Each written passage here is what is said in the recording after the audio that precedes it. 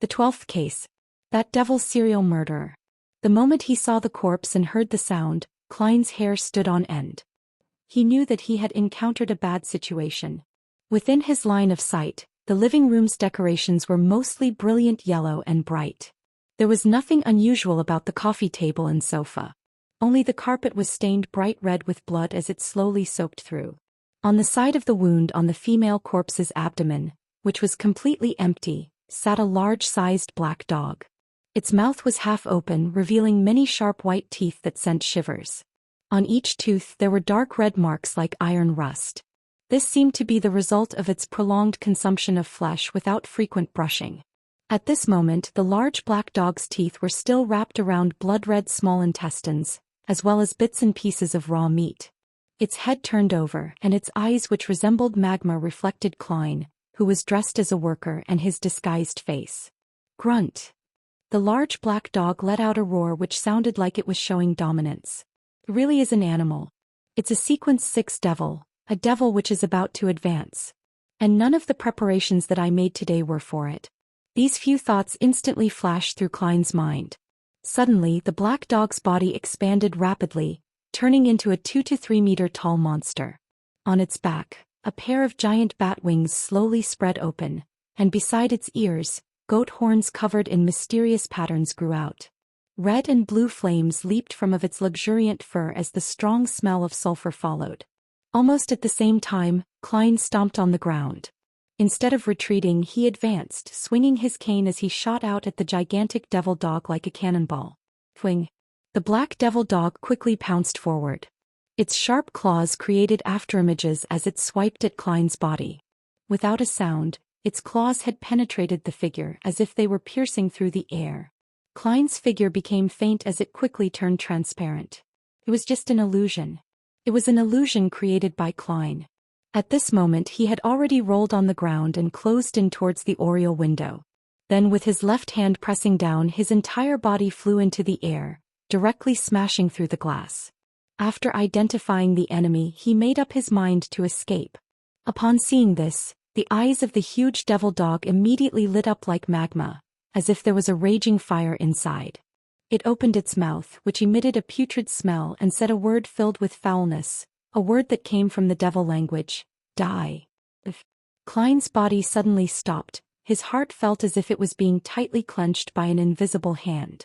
The figure that was frozen in midair instantly became thin and dim, turning into a crudely cut paper figurine. And this paper figurine was covered with red rust. Smash. Clang. 2 sounds of indistinguishable order sounded. Klein's figure appeared again, smashing through the oriel window and pouncing towards the stone-paved street. The paper figurine substitute slowly floated down as it ignited and emitted the smell of sulfur. The devil dog let out a low growl and pounced again, jumping onto the windowsill. A crimson-blue fireball flew out from its mouth, blasting in the direction of its enemy's escape route. The moment Klein landed on the ground, he immediately followed up with another roll. The crimson-blue fireball smashed to his side, but it didn't explode immediately, as if it was being affected by an invisible force, as though it was being detained. Boom. Only after Klein had scrambled a distance away did the fireball expand and explode, shattering the surrounding stone pavements. Seeing that the devil dog was about to pursue him, Klein opened his mouth, having prepared for this. He shouted at the top of his lungs, "Murder! Save me! Murder! Save me!" His voice seemed to be augmented with special effects. It echoed far and wide through the silent night, waking the residents of the entire street and sending them into the ears of the patrollers who were 2 streets away. The giant devil dog paused in its pouncing posture. After thinking for a second, it retreated back into the room and began to clean up the scene. Klein's sprinting figure also disappeared under the shouts of "Murder" and "Save me." Inside a nearby fireplace that had long since been extinguished, the remnant charcoal suddenly reignited, and an exaggerated flame rose up. Klein seemed to be performing a magic trick as he appeared out of the flames. With a light leap he held his cane and jumped out. Then he used the master key to open the door, tear through walls, and quickly escaped in another direction. Phew, at a time like this, a scream without beyonder powers is much more useful than simulating gunshots. Klein sighed as he took out a bottle of amantha extract and dripped a few drops on himself. As the original race of the devil was of the dog species, he had to be wary of its scent-tracking abilities being one of its special powers. In this way, Klein continued on until he reached another cross-junction. Only then did he stop and look around. Seeing that it was relatively quiet and unaffected, he hurried to the side of the street and hired a rental carriage. It was only after the carriage had traveled a certain distance in the night when Klein finally heaved a breath of relief. He knew that the devil wouldn't catch up to him. This master key is really strange. I actually got lost and found myself at the scene of the murder. I have to be a lot more careful when using it in the future. That really was a devil transformed from an animal. Where did its potions and formulas come from? Does it have a human companion? How did it pick its target for the serial murder? What's gratifying is that after confirming this point, it will be much more difficult for it to commit crimes again, and the probability of getting caught will also greatly increase. All sorts of thoughts and questions appeared in Klein's mind as the carriage sped along the wide, deserted road which was lined with gas street lamps. Suddenly, Klein's heart skipped a beat, and an image naturally appeared in his mind. Pea vines drooped down from the sky and interweaved to form a dense forest.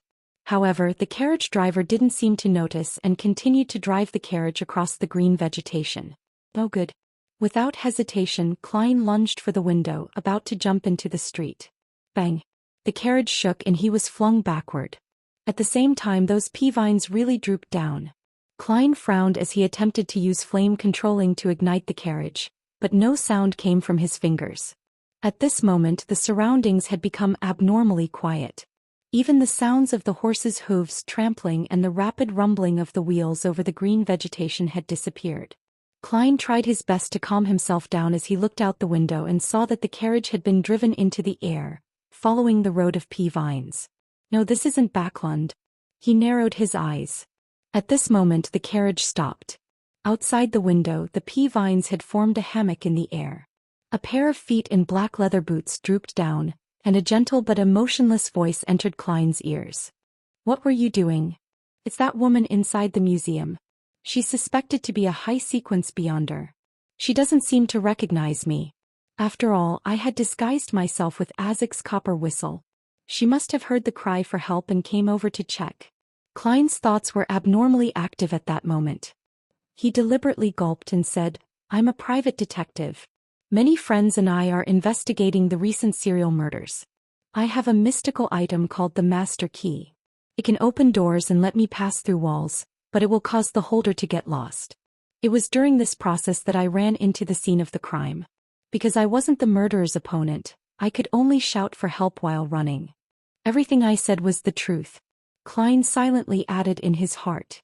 After he finished speaking, there was temporarily no response from the outside.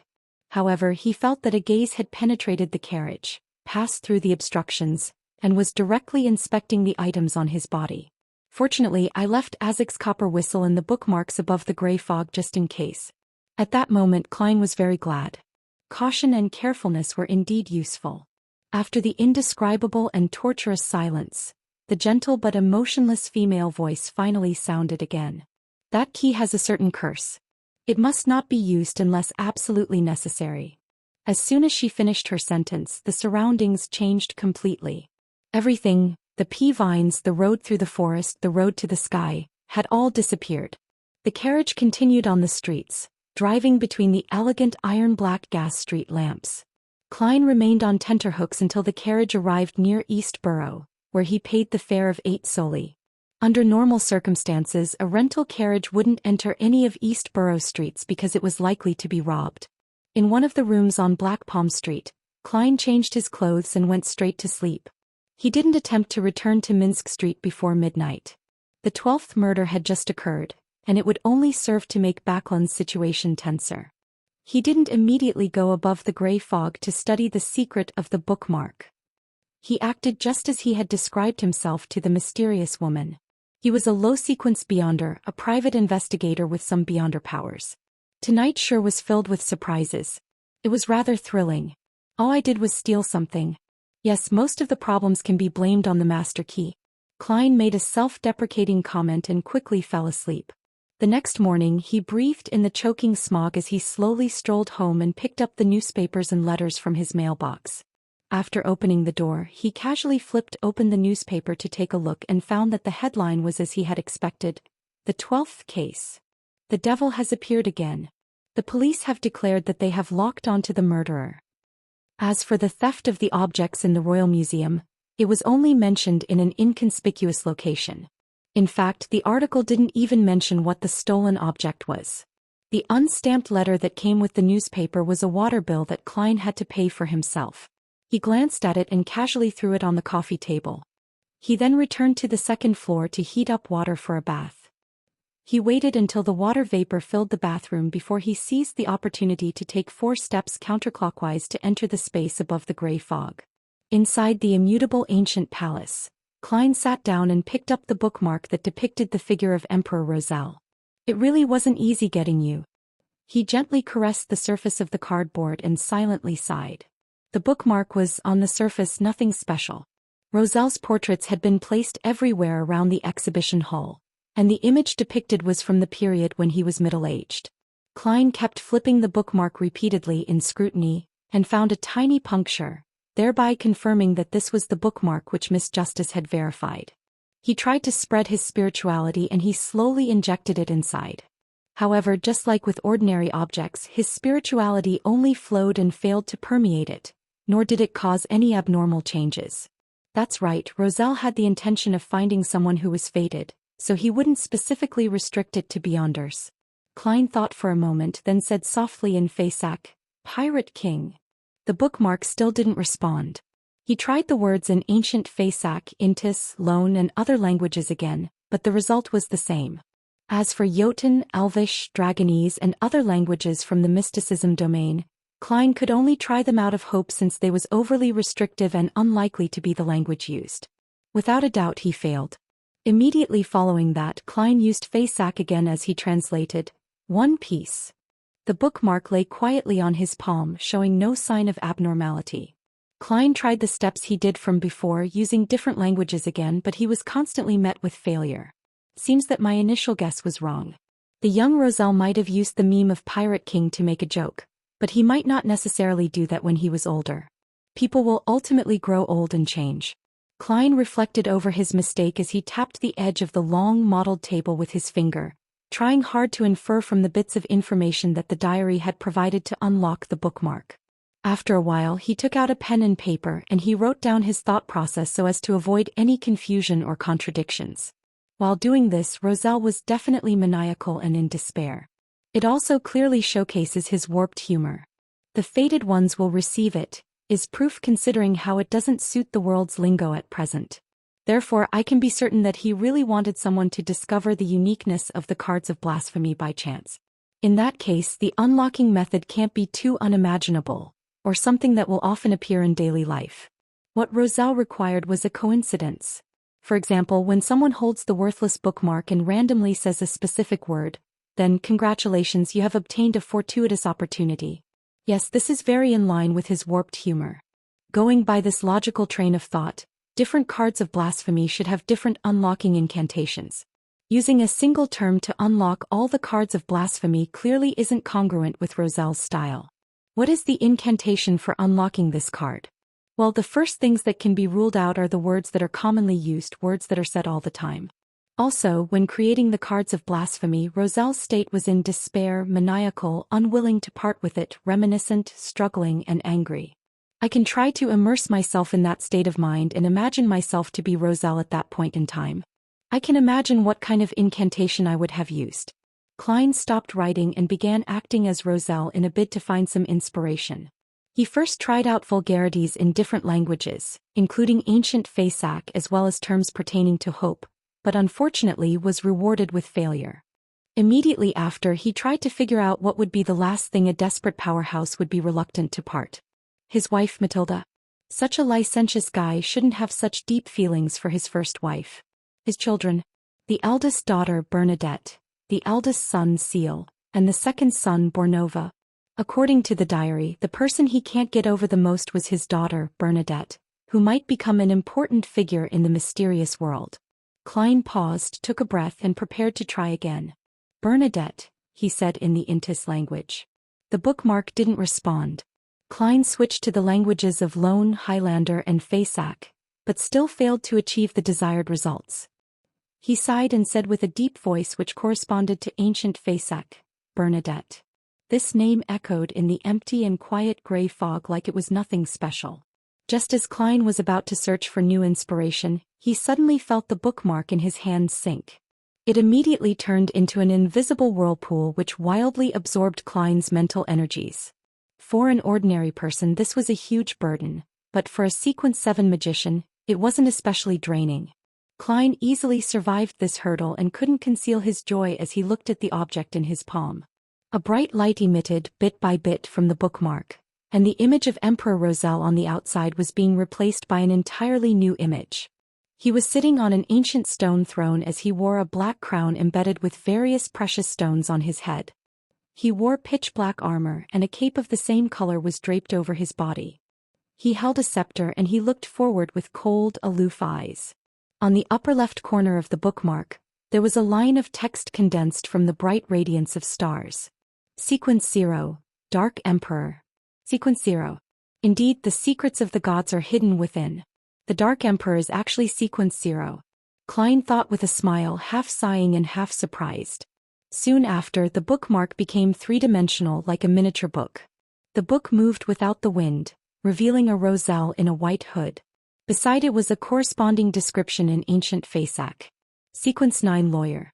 Good at discovering and using loopholes in the rules and the weaknesses of their opponents. Possesses excellent eloquence and reasoning skills. Potion Formula. Klein glanced at the formula ingredients but didn't look carefully. He reached out his hand and touched it, making the book flip to the next page. Sequence 8 Barbarian. Problems that cannot be solved by the law will be solved by force. This is also one of the rules. The Beyonders at this sequence have a high resistance to psychological influences. Potion Formula. As Klein touched it, the book conjured from the card of blasphemy flipped through one page at a time. Sequence 7, Briber. Sequence 6, Baron of Corruption. Sequence 5, Mentor of Confusion. Sequence 4, Count of the Fallen. Sequence 3, Frenzied Mage.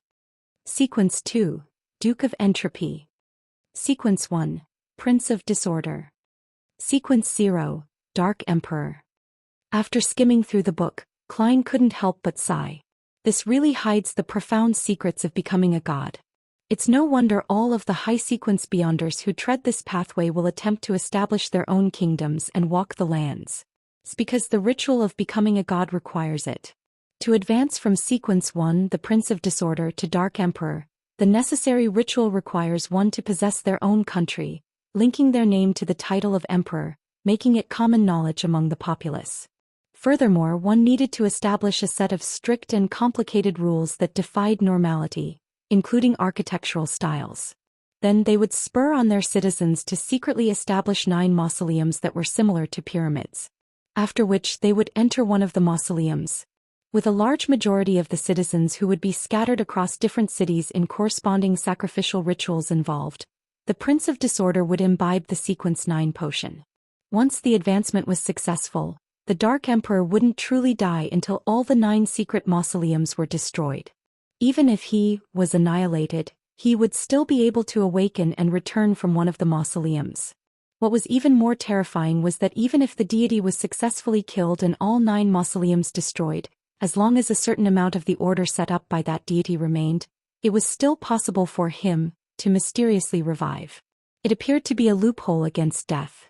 The best way to completely obliterate him was for a new Dark Emperor to appear. This is a deity. Mortals cannot fight against deities. Same for angels. Those who have yet to become deities will never be able to fathom the power of deities. Roselle exposited with deep implications at the end. In addition, Klein also knew one thing: once there was a true god with a Sequence 0, it was impossible for a Sequence 1 Beyonder to appear. If there was no Sequence 0, then in the same way there would be at most 3 Sequence 1 Beyonders. This was a result of the law of Beyonder characteristics, indestructibility and conservation. According to the Dark Emperor card of Blasphemy's description of the 10 sequences, Klein could clearly see that the greatest feature of this pathway was the shadow of it gradually evolving into order. Roselle also mentioned that if one had that card of blasphemy in hand after advancing to a high-sequence Beyonder, the card would have a subtle reaction to the Beyonder ingredients that the person needed. Of course, it was limited to high-sequence Beyonders of the Dark Emperor pathway. What a pity this is of no use to me. Klein looked at the card of blasphemy thin down again, turning back into a poker card. However, it was no longer in disguise. On the surface, it depicted Roselle sitting on a stone throne. Sequence 0 Dark Emperor. Klein remained silent for a few seconds before he sighed silently. This card's biggest use to me is to exchange the formulas for the items I need. There's also some information about deities and sequences. Apart from that, there's almost no other use for it. At the very least, as the leader of the Tarot Club and as the Fool, I will no longer be an empty shell. I now hold one path of the divine, and it's not like I can't produce a high-sequence Beyonder formula anymore. Yes. I remember that at the Beyonder gathering organized by old Mr. Eye of Wisdom, the lady who is suspected to have an artisan backing her has been always seeking to purchase the potion formula of Barbarian. As his mind whirled, Klein took another look at the Roselle portrait on the Dark Emperor card and couldn't help laughing. He has made every sequence in his own image. What a narcissist. I'm suddenly very curious what the card of blasphemy for the Demoness pathway would look like. Hee. Reining in his thoughts, Klein destroyed the other bookmark he had casually picked up and discovered that it was just an ordinary bookmark. After doing all of this, he changed his seating posture and leaned back into his chair. He responded to Miss Justice's plea from last night and said calmly, "That was a card of blasphemy made by Roselle." Empress Burrow, Count Hall's home, dining room.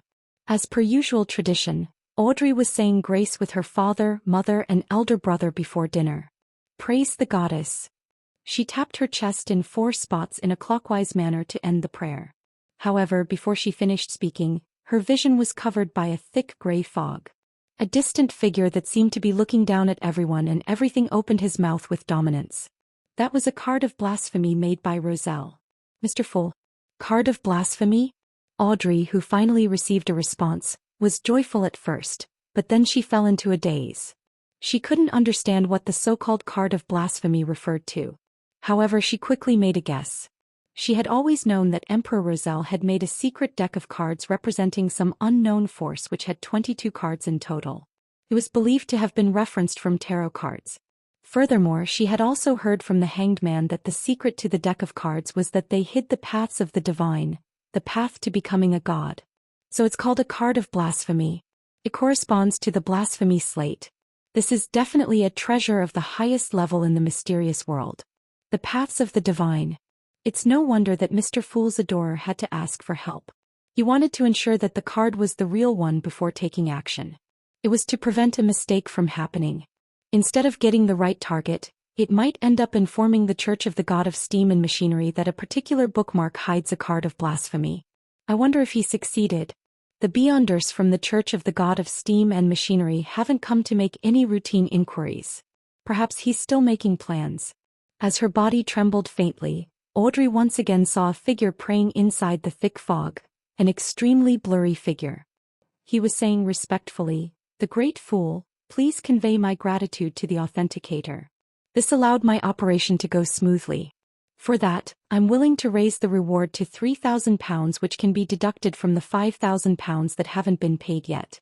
This is the share that the other party deserves." He succeeded. He succeeded just like that.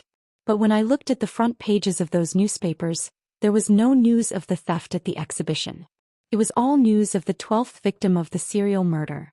Raising the reward to £3,000 implies that Mr. Fool's adorer had indeed succeeded in retrieving the bookmark containing the card of blasphemy without anyone noticing. How cool. Although the term invented by Emperor Roselle may not be elegant, reserved, or in line with my identity as a noble identity, it's the only impression that I feel right now. Our tarot club now has a complete path of the divine in its control. It should be a complete one, right? I wonder which one it is. But regardless, this represents the path to becoming a god. Under the glory of Mr. Fool, we will one day become the most powerful hidden faction in the world. I wonder if the other bookmarks hide cards of blasphemy. Audrey controlled her excitement as she felt longing and pride. She allowed the dining maid to help her spread out a napkin before her gaze shifted to Count Hall, who habitually read the newspapers while having breakfast. Father, is there anything worth paying attention to today? Count Hall sighed and said, that devil has killed another innocent person. It's the 12th case. She's a fashion designer who had just become famous. She had only been a street girl a few times due to her desperate need for money, but she ended up encountering such a terrible situation. Thankfully, there was an eyewitness. The person witnessed the devil at the crime scene. He was really scared out of his wits. He constantly shouted on the streets, "Murder," and "Save me." I have to say that his cries for help did bring acceptable results. The devil didn't chase after him. As a result, the police have locked onto the suspect and are hunting him down. Audrey drew the crimson moon on her chest once again and said, "May their operation succeed." Father, from what you just said, it sure was a horrible but funny scene. I hope that eyewitness won't have nightmares because of it. And on the same night, Mr. Fool's adorer took one of the cards of blasphemy from the heavily protected museum without alerting anyone. Audrey added wistfully in her mind and filled in some of the details herself. Royal Museum in the restored study. Are you sure that only 2 bookmarks were stolen? The Machinery Hive Mind Squad's Captain Max Livermore asked his team members. As he spoke, he stole a glance at the important figure standing in front of the desk with his back facing him. It was an old man wearing a white clerical robe and a clerical cap. He was the head of the Church of the God of Steam and Machinery for the Backlund Diocese. He was a member of the Divine Council, Archbishop Horace Haydn.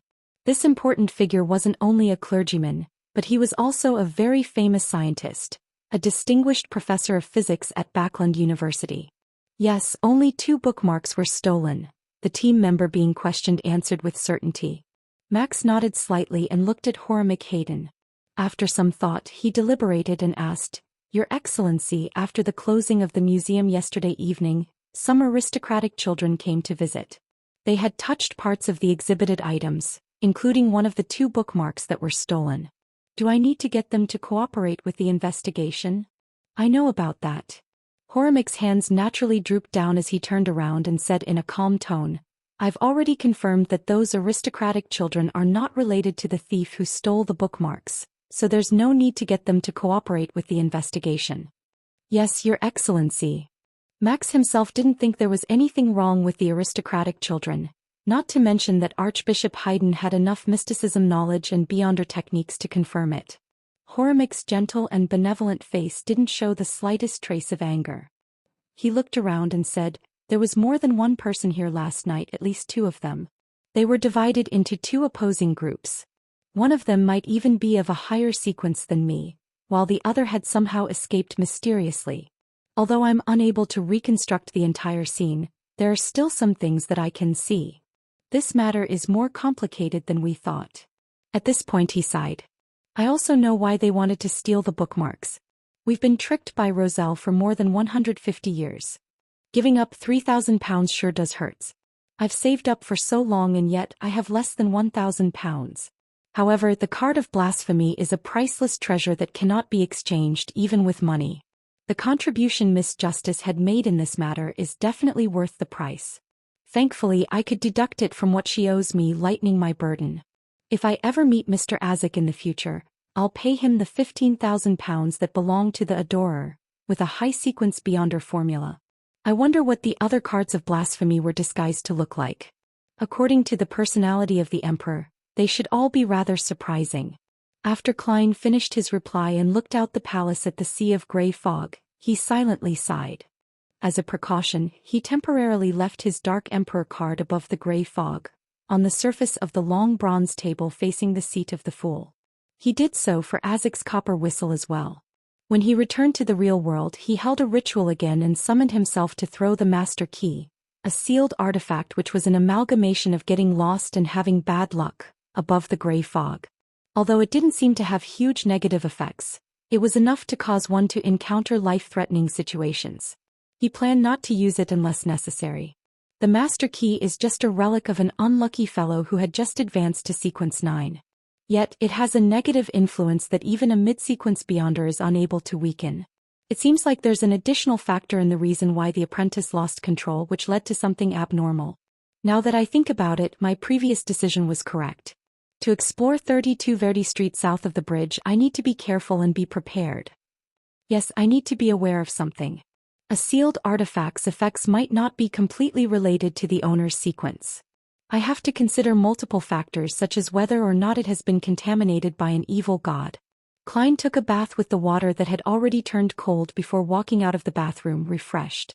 He went downstairs to enjoy the corn pancakes he had bought on his way back. They were local delights of the Fanepotter Klein's Highlands, crispy, fragrant, and sweet.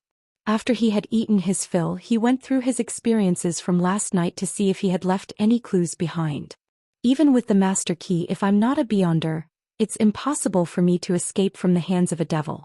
Back then, the mysterious and powerful lady must have determined that I wasn't an ordinary private detective. I also didn't have any intention of hiding that point. By not capturing me, this implies that she's either an official beyonder who is friendly to wild beyonders, or she's not a member of the three churches or the military. Yes, I'm more inclined with the latter point. The former point would most likely have her confiscate the master key. Back then I was almost on the brink of despair. I thought I would be detained in the underground prison of the Church of the God of Steam and Machinery like ordinary beyonders. I even began considering my prison break. Who would have known that she would just leave? Which organization is she from? Or is she wild? No, for wild beyonders to reach her level of power, they must have an organization of their own. That devil dog would definitely use its beyonder powers to erase clues related to itself, and that naturally includes me. In the field of mysticism, there is no way to separate them, and that lady probably can't be exposed as well. From the looks of it, the clues that I left behind while escaping had most likely have been interfered with. As for what happened in the museum, they will be searching for a special spirit body, a strange existence, and what has that got to do with me, Sherlock Moriarty? Klein mocked himself as his heart grew calmer.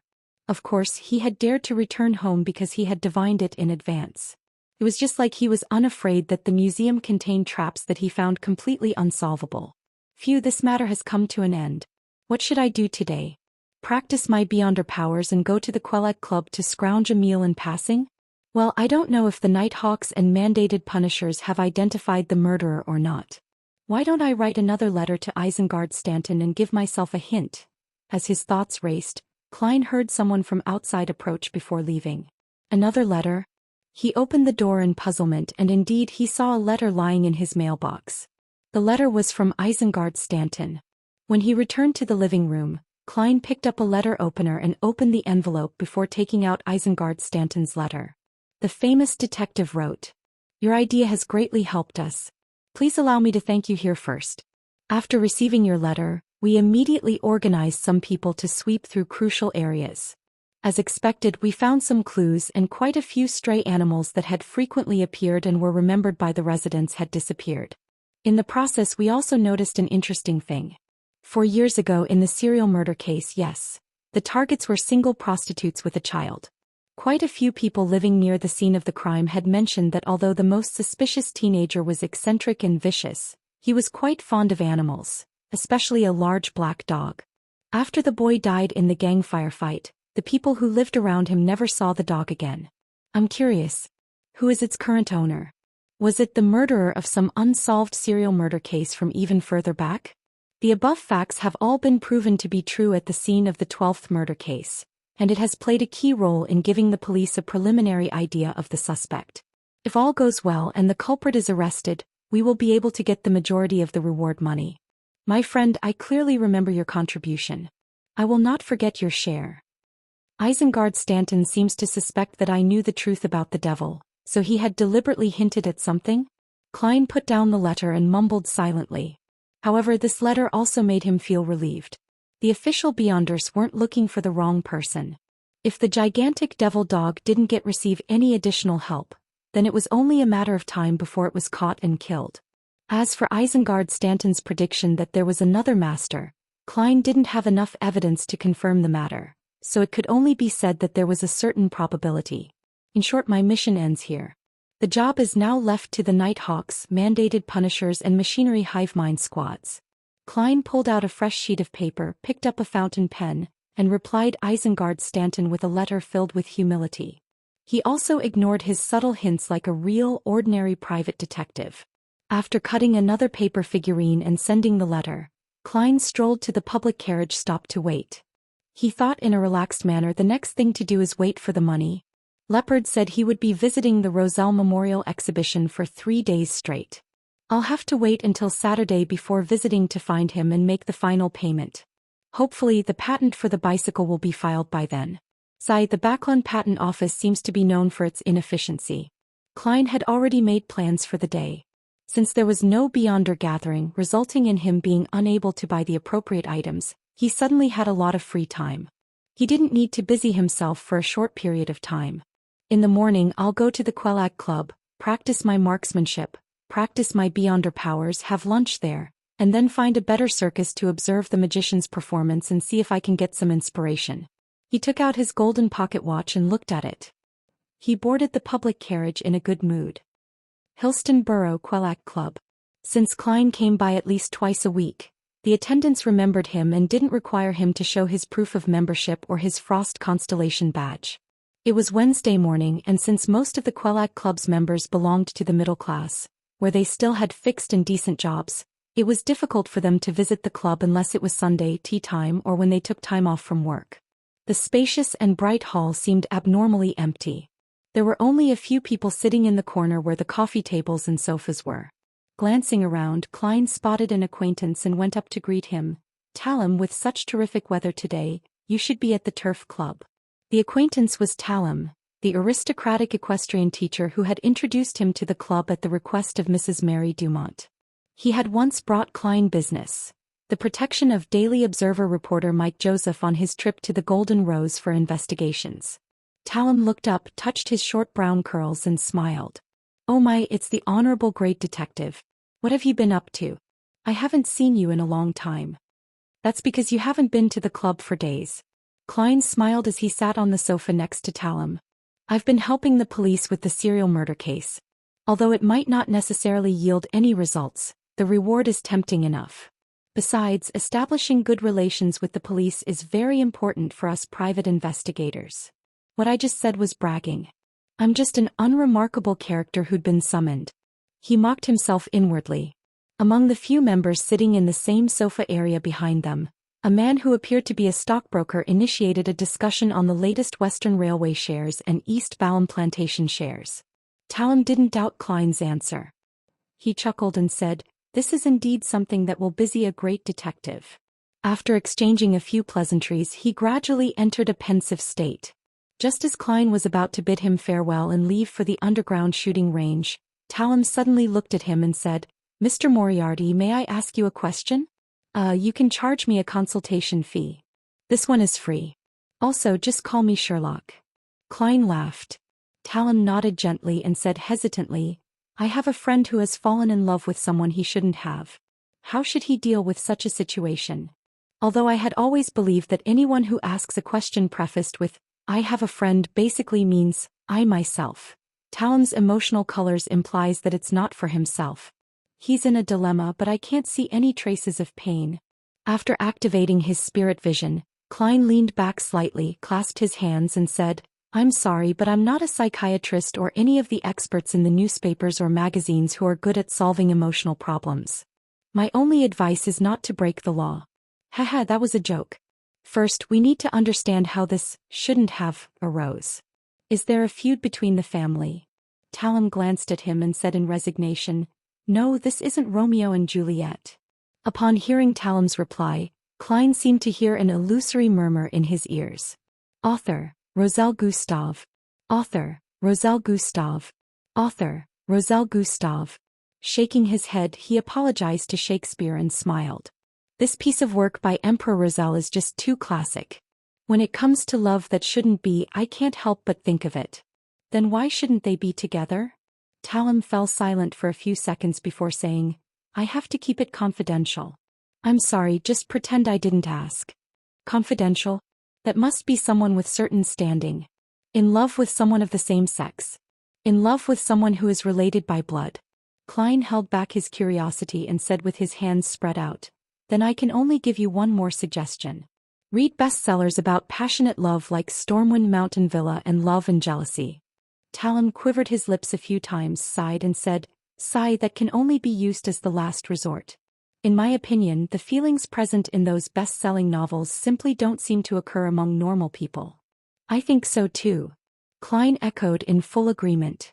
After exchanging a smile with Talum, he got up and went to the underground shooting range to practice his shooting and beyonder powers. When it was almost noon, he returned to the first floor and went straight to the buffet cafeteria. He had noticed earlier that the cuisine that was in limited supply today was red wine fried foie gras, paired with sliced apples and bread soaked in butter. After taking his food, Klein carried his tray to the table where Talum was sitting. At that moment, there was another acquaintance of his, who, by the same token, had recommended his membership. He was the surgeon Aaron Series.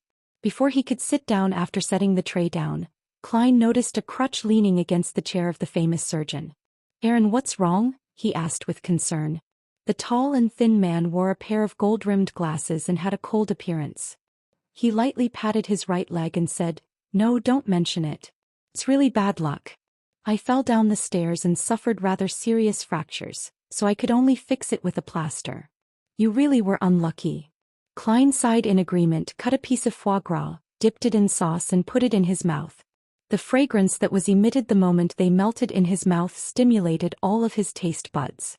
"I've been out of luck for a long time." Aaron nudged his spectacle frames and rubbed his temples in passing. He then looked at Klein, then at Talum before asking hesitantly, "Mr. Moriarty, do you?" "What?" Klein looked up. Aaron lowered his voice. "You're a famous detective. You should know a lot of people, right?" "It's quite all right." Klein didn't understand what Aaron was up to as he answered perfunctorily. Aaron looked at Talum again and took a deep breath. "Do you know anyone who's like a village witch doctor?" "No, I mean some of the more capable fortune-tellers or mysticism enthusiasts. I feel that my recent string of bad luck is too abnormal. I know it's likely to be a fake or a scam, but there's no other way of shirking my bad luck. I've tried to go to church, praying, donating, attending mass, but it didn't work at all." "Capable fortune-teller and mysticism enthusiast. You seem to be talking about me." Klein pondered and said, "Aaron, tell us in detail about what happened to you." By his side, Talum nodded as well. "Don't worry, I may be a believer of the Lord, but I don't reject things regarding mysticism." Aaron sighed in distress. "There are a lot of things. For example, making mistakes at the operating table. Encountering an accident on the steam locomotive. I found that my house had been burgled when I returned home. When I went to the hospital, I ended up falling down the stairs. Do you think someone has cursed me?" "Yes, I've heard Aaron mention something like this before." Klein frowned slightly. As a former Nighthawk, it was easy for him to associate this description with a sealed artifact. Misfortune cloth puppet. Could it be a similar item? He activated his spirit vision and asked seriously, "Aaron, think back carefully. Before those unfortunate events began happening one after another, did you or your family, yes, your family, encounter any unfortunate events?" Klein had wanted to ask if Aaron or his family had brought home anything which was relatively more unusual, such as a slightly dirty rag doll, before the unlucky events befell him. But as soon as the words reached his mouth, he suddenly felt that it was too direct and could easily expose the fact that he knew a lot about mysticism. Although this could be explained away by the fact that he was experienced and knowledgeable, there was no need for him to take the risk. Instead, he took a more roundabout approach and asked Dr. Aaron if his family had suffered the same ill luck. Upon hearing his question, Aaron Series carefully recalled and said, "No, except for the steam locomotive accident that occurred to them as well. They were the same as before. Most of the time, they didn't experience anything especially lucky or unlucky. The rest can be said to be of both types, so they can't be considered especially unlucky." "That's not right. If it was an item that needs to be sealed like the misfortune cloth puppet, it would definitely affect people within a certain range. Could it be that Aaron has dripped his blood on it, and the two of them have established a firm connection?" In Klein's spirit vision, Aaron's aura and mood matched his physical and mental state, and there was nothing special about him. He asked after some thought, "Is there any colleague at the hospital that is as unlucky as you?" "No, so I think I must have been cursed by someone."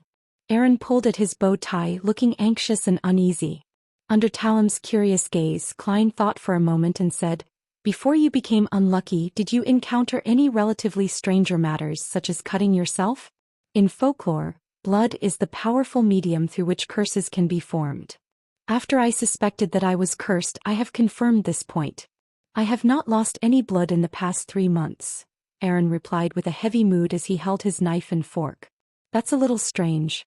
I can't perform a more complicated divination in front of them. Klein asked again, then were there other strange matters? Aaron, think back carefully. This kind of matter can't happen without a reason. Have you offended anyone recently? Or have you become an obstacle towards others? Talim echoed with concern.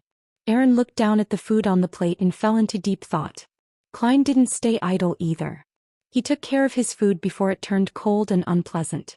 By the time he started enjoying the dessert, Aaron finally raised his head and said, I'm not a very sociable person. I don't have a good relationship with my colleagues, but it's hard to believe that they would come up with a way to curse me. Well, after your reminder, I do remember something. It might be related to mysticism. What is it? Klein and Talim's spirits were lifted at the same time. Before my continuous bad luck streak, I was in charge of a patient, a child who wasn't even 10 years old. He was very pitiful. Due to some complications, I had to amputate his left leg. Aaron nudged his glasses and recalled. I just became a father not long ago, so I'm always filled with sympathy for the misfortune of a child. Every time I checked the ward, I would chat with him, encourage him, and comfort him. After a pause, Aaron's thoughts turned more fluid. I remember that it was the day before his surgery. I specially went to his ward to look for him, and he was really upset.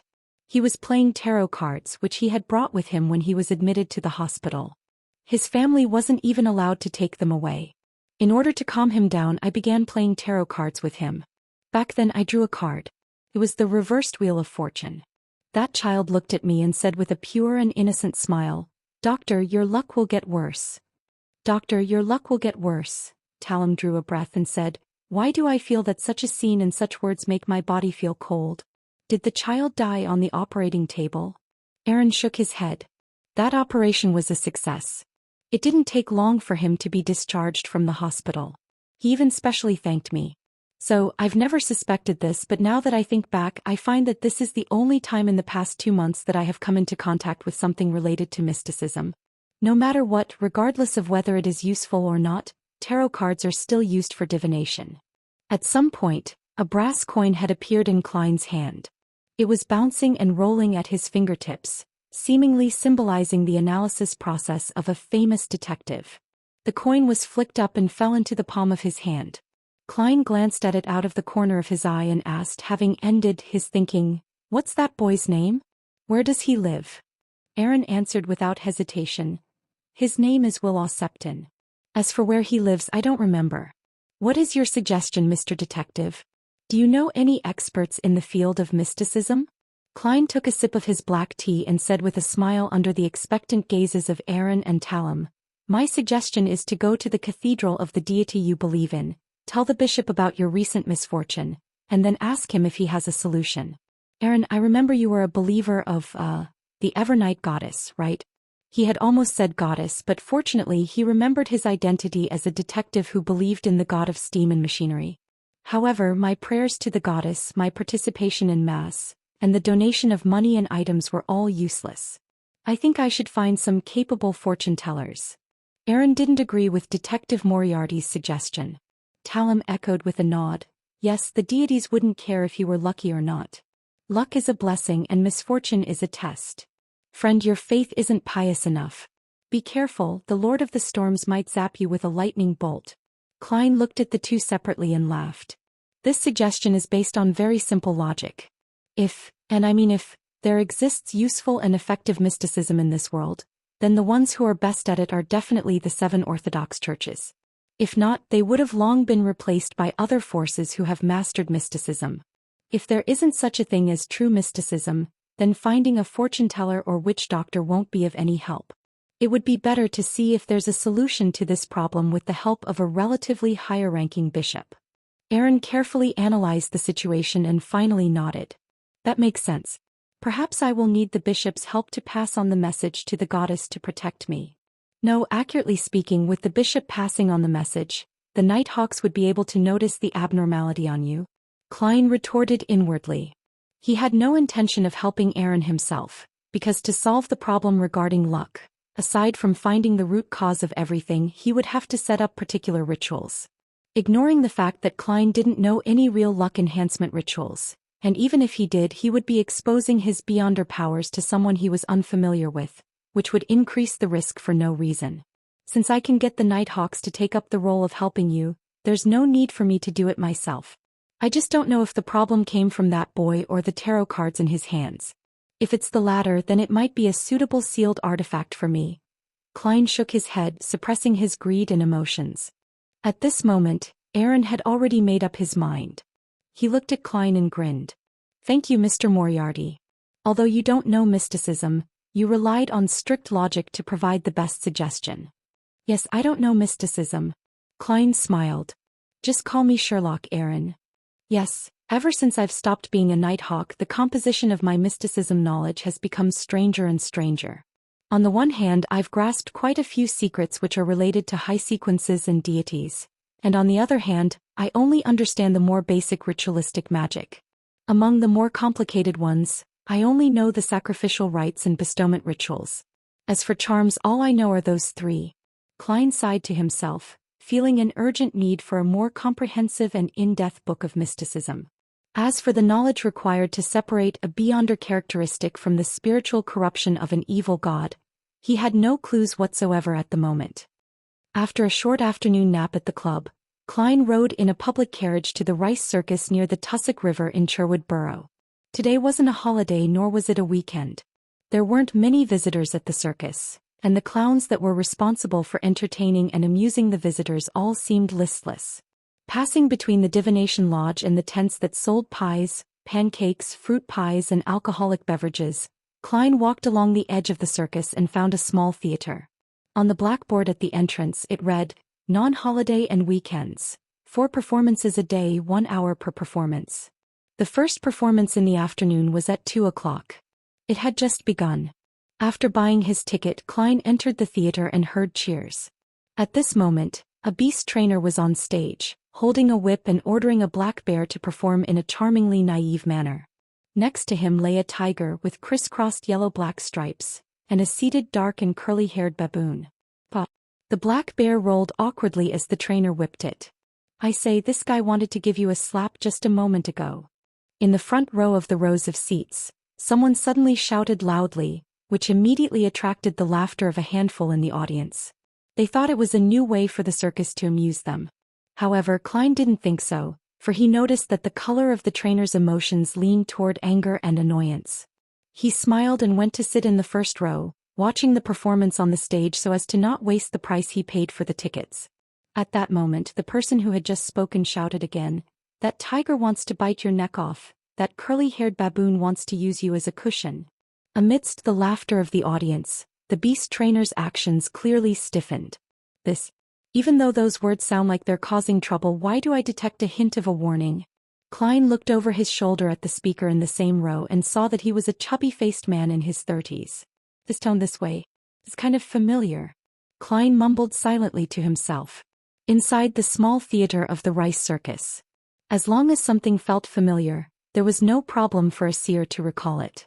Klein nudged his gold-rimmed glasses up on his nose, leaned back and murmured something almost soundlessly. Soon after, he pretended to close his eyes to rest for more than 10 seconds. In reality, he had used the help of cogitation to quickly fall asleep and be reminded through his dream. It was a rather dim room with only one candle flickering on the coffee table. The people sitting around it were all wearing black hooded robes and iron masks that covered only half their faces. Deliberately massaging his glabella, Klein opened his eyes and continued watching the beast-taming performance. He had interpreted the revelation and knew the source of the familiarity. The scene in the dream was of the Beyonder gathering organized by old Mr. Eye of Wisdom. There was also an apothecary with a chubby face who enjoyed using sarcasm as a warning. Although he was clearly a kind-hearted fellow, he always gave others the feeling that he deserved a beating. Could it be that apothecary? That shouldn't be the case. When did he learn beast-taming? According to the confidential records of the Nighthawks, an apothecary doesn't have spirit vision like those of the seer pathway who were able to distinguish emotional colors in detail. Well, when it comes to the color of auras, they're actually quite good at it. Klein's thoughts slowly dispersed without affecting his appreciation of the performance on stage. In his spirit vision, the emotional colors of the black bear, the tiger, and the curly-haired baboon were indeed unstable. If there was an addition level of provocation to a certain degree, they might very well rampage on the spot. This indirectly confirmed that the chubby man who had just spoken wasn't causing trouble. He seemed to be able to read the thoughts of the three animals and understand their impulses. Having received the warnings, the beast trainer's face darkened with anger, but even so his actions were instinctively gentler. He was more careful and the show ended without a hitch. After that, there was a simple but comedic skit. Only when it was over was it the magician's turn to perform. This magician wore a tuxedo. He wore a bow tie of the same color as well as a large top hat.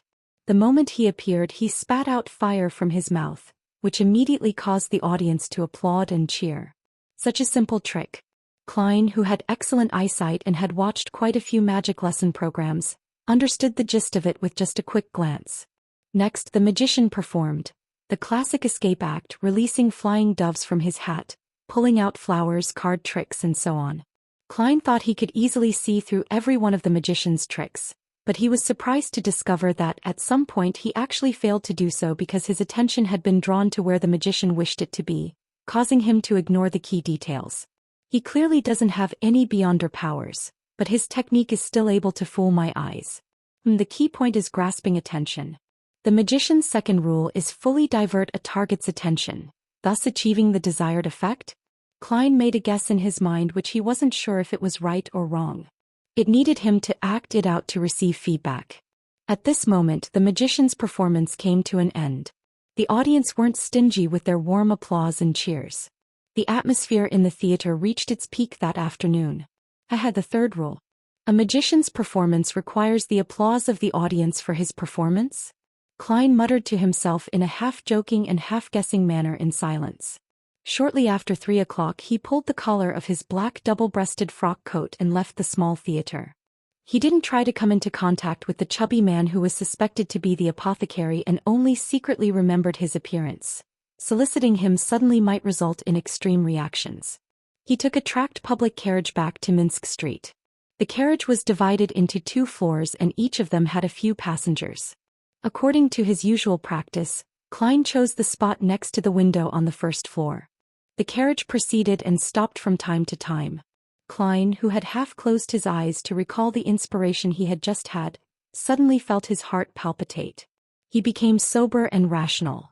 The reaction was like someone had forcibly intruded into his dream or channeled his spirit. At this moment he clearly knew that he was no longer in the real world. As someone rich with experience, he pretended to be unconcerned. He looked around and saw that the gentleman in a tuxedo and top hat to his left was still flipping through a newspaper. There were 2 children who were being reprimanded by a vexed woman in a light blue dress for being disobedient troublemakers. Beside her, people were chewing on bread or drinking tea that they had brought with them.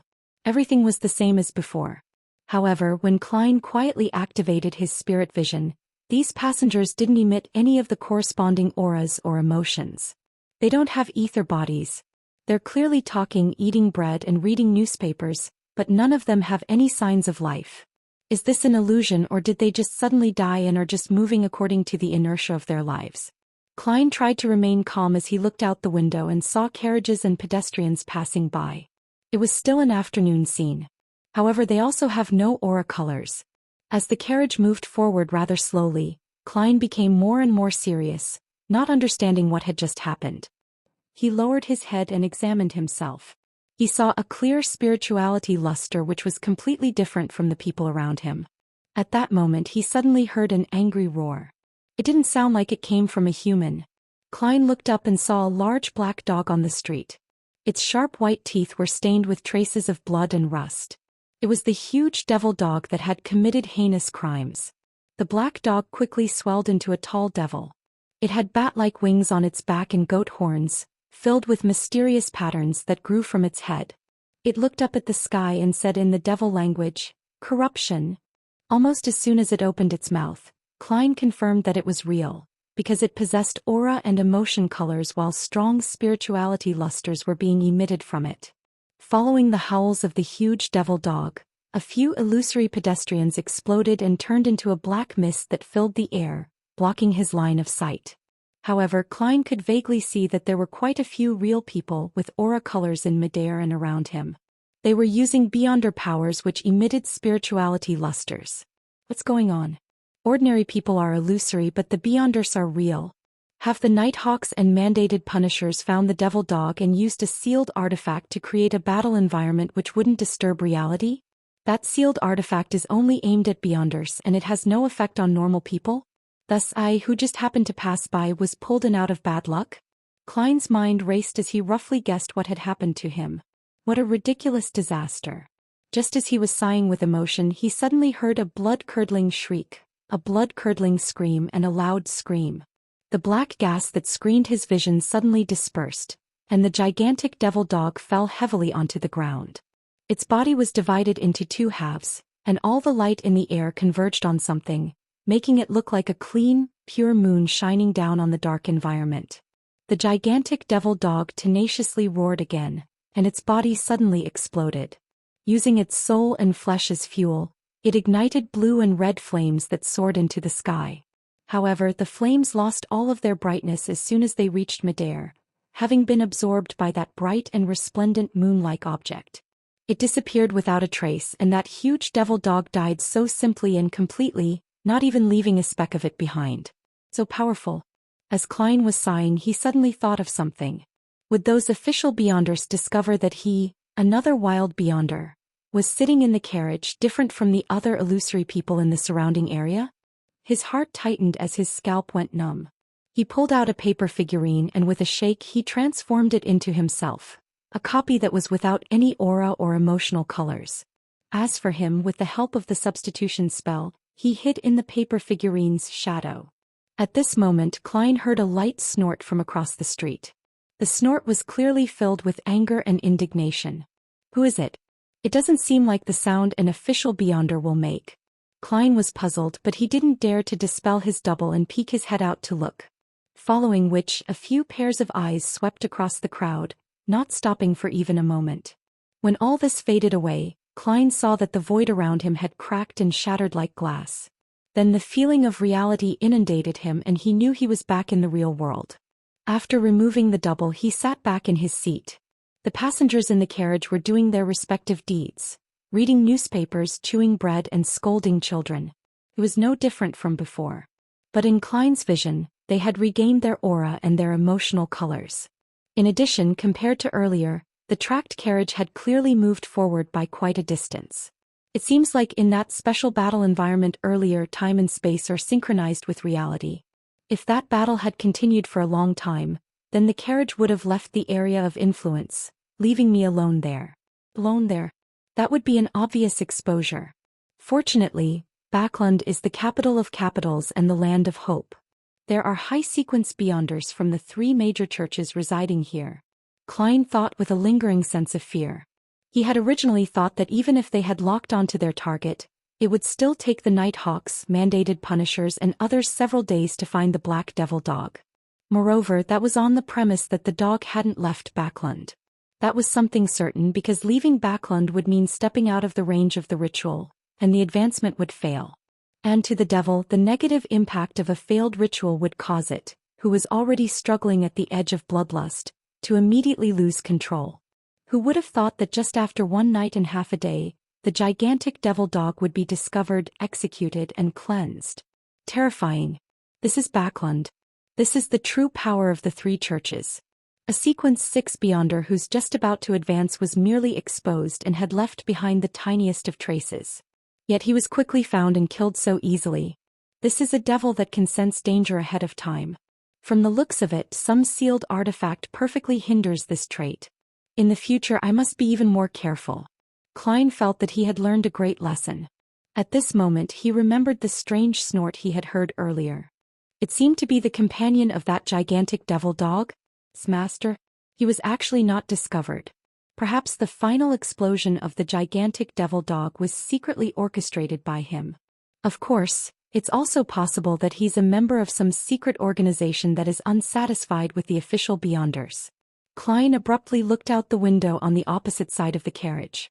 All he saw were people walking past looking ordinary. They either wore tweed coats, half-top hats, or bright long skirts. He couldn't tell if there was anything wrong with them. The wheels of the carriage pressed down on the track as the horses dragged it along. The heavy carriage steadily advanced and soon, they were moving away from the street as though nothing had happened. With a normal expression, Klein held onto his cane and waited until the tracked public carriage passed 2 stations before he got off ahead of time. He took a large detour and slowly headed back to the place where the gigantic devil dog had been killed. He wasn't looking for its beyonder characteristics, as it was impossible for the top experts of the church to not know about this matter. They would have definitely taken it away long ago. He also wasn't investigating the source of that slight snort. After all, with so much time having passed by, the carriages moving on the streets and the people that were coming and going, how could there be any clues left behind? Even divination would fail to obtain an answer.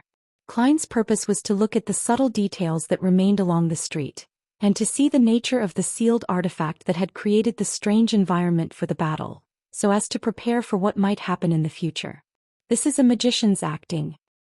He sighed silently as he walked under the gray sky, along the edge of the street which was marked by the gas lamps. The reason why he had to wait 2 stops before getting off and taking a detour was because he was worried that there would be an official beyonder who would sweep the battlefield in secret. He didn't want to meet them, so he tried his best not to. Klein, who was dressed decently and holding onto a cane, took some time before he returned to the huge devil dog's place of death. However, there were no traces of its presence on the street, and the passers-by clearly didn't know that a fierce beyonder battle had taken place here. That sealed artifact is really magical. It's even more powerful than large-scale hypnosis. Klein activated his spirit vision and slowed his footsteps, like a gentleman on an outing rather than on an errand. It took him over half an hour to complete his tour of the area, but his efforts with his spirit vision was futile. There was nothing out of the ordinary about his target area. However, Klein's spiritual perception sensed one thing: its scope and its boundaries. When I entered the block and left from another direction, I felt a subtle and illusory feeling, as if I entered a different world from another world. That is to say, the sealed artifact's scope of influence can reach at least 1 block, and its upper limit is temporarily unclear. Klein stood outside the target street and nodded thoughtfully before returning. He went to a decent cafe, ordered a cup of Southville coffee and sat down by the window. As he drank the fluid with a rich aroma, he observed the street outside, which was beginning to bustle as time passed by, hoping to see any changes. Unfortunately, what he had been looking forward to didn't happen. Of course, he wasn't without gains. At the very least, he confirmed that a magician never performed unprepared, which was one of the rules of acting. He felt that the characteristics of the subtle precipitate in his body stirred a little. In the evening, Klein stopped his observations and returned to Minsk Street in a public carriage. At this moment, the gas lamps on both sides of the road had already been lit, illuminating the slightly wet cement ground with withered leaves that fell from the trees along the road with a blue hue. Holding his cane, Klein strolled past the house of lawyer Jurgen and strolled to Unit 15. As he was walking, he suddenly thought of something. He had finished all the ingredients at home. If he went back now, he wouldn't be able to cook dinner. Should I go to the meat shop and fruit shop or find a restaurant to fill my stomach first? Klein hesitated for a moment. He then finally decided to take a break tonight and eat something ready-made. Many of the dishes in this world were made quite simply and very quickly, so it didn't become a situation where an hour was spent cooking for 5 minutes of eating. However, there was still a certain amount of work to be done. Furthermore, he had to wash the dishes and wash the knives and forks himself. After touching his wallet, Klein turned around and walked in the direction of the area, where according to his memory there were restaurants. Once again he passed the house of lawyer Jurgens. Standing behind the open oriel window and looking at the confused expression Detective Moriarty had, Jurgen raised his voice and said, "Mr. Moriarty, did you forget your key again? Or did you drop your key? Why is he saying again?" Klein replied with a chuckle, "No, not really." Jurgen solemnly nodded his head. "Then why don't you come to my place? You can return when it's completely dark after we have dinner." Klein hesitated for a second and smiled. "It will be my honor." When he entered, the black cat Brody was licking his paws in a corner. Jurgen didn't make much small talk as he stepped into the kitchen. After Klein had hung up his coat and hat and put away his black cane, he stepped into the dining room and saw that the table was already covered with food, blackened steaks and mashed potatoes of the same color. He wasn't surprised by this. This was how Mrs. Doris, lawyer Jurgen's grandmother, cooked in her old age. The food didn't look appetizing, but they were delicious. She's a good chef. Klein sat in front of Jurgen, smiled and made some small talk. Were you about to have dinner? Yes, it's a habit of mine to look at the scenery outside before my meal. It allows my thoughts to spread without boundaries. Jurgen spread out his napkin and picked up his fork and knife. Klein looked around in puzzlement and asked, "Where's Mrs. Doris?" Jurgen sighed and replied seriously, "The weather is getting colder and colder. Her chronic lung problems are back, so she has no choice but to be admitted to the hospital for a while. May God bless her." Klein drew the triangular sacred emblem of the Church of the God of Steam and Machinery on his chest unfamiliarly. Then he cut a piece of steak and forked it before stuffing it into his mouth. At that moment he suddenly thought of a problem and hurriedly asked, "So, you were the one who prepared dinner?" "Of course. It was done a few minutes ago," Jurgen answered simply. "If it isn't the work of the great chef Mrs. Doris, then this food." The corner of Klein's mouth twitched. He held back the fear in his heart and still bit down on the small piece of steak on his silver fork, slowly chewing on it. His brows furrowed a little as he forcefully swallowed the food. He squeezed a smile as he asked, "Why did you prepare 2 servings in advance?" "1 serving was prepared to be taken to the hospital for my grandmother." Jurgen glanced up at Klein. "I'll make another one later." "So that's how it is." To be polite, Klein secretly took a deep breath and steeled himself as though prepared to do battle with the food in front of him and finish it. By the time he was finished, Jurgen still had a tiny bit left. The senior solicitor put down his fork and knife, picked up the glass beside him, took a sip of red wine and asked without expression, "How's it? Which dish do you like the most? I know there's still a large gap between my skills and my grandmother's, but it shouldn't be too exaggerated. Mr. Lawyer, I suspect you have problems with your sense of taste besides facial myopathy. Can't you realize your standards?" Klein smiled, moved his head from left to right and said, "The white bread isn't bad. That was bought from Dodge Bakery." Jurgen reburied his head and finished the rest of the food. After drinking the remaining wine, he thought for a moment and said, "Detective Moriarty, I want to entrust you with a simple task." "What is it?" Klein kept drinking water.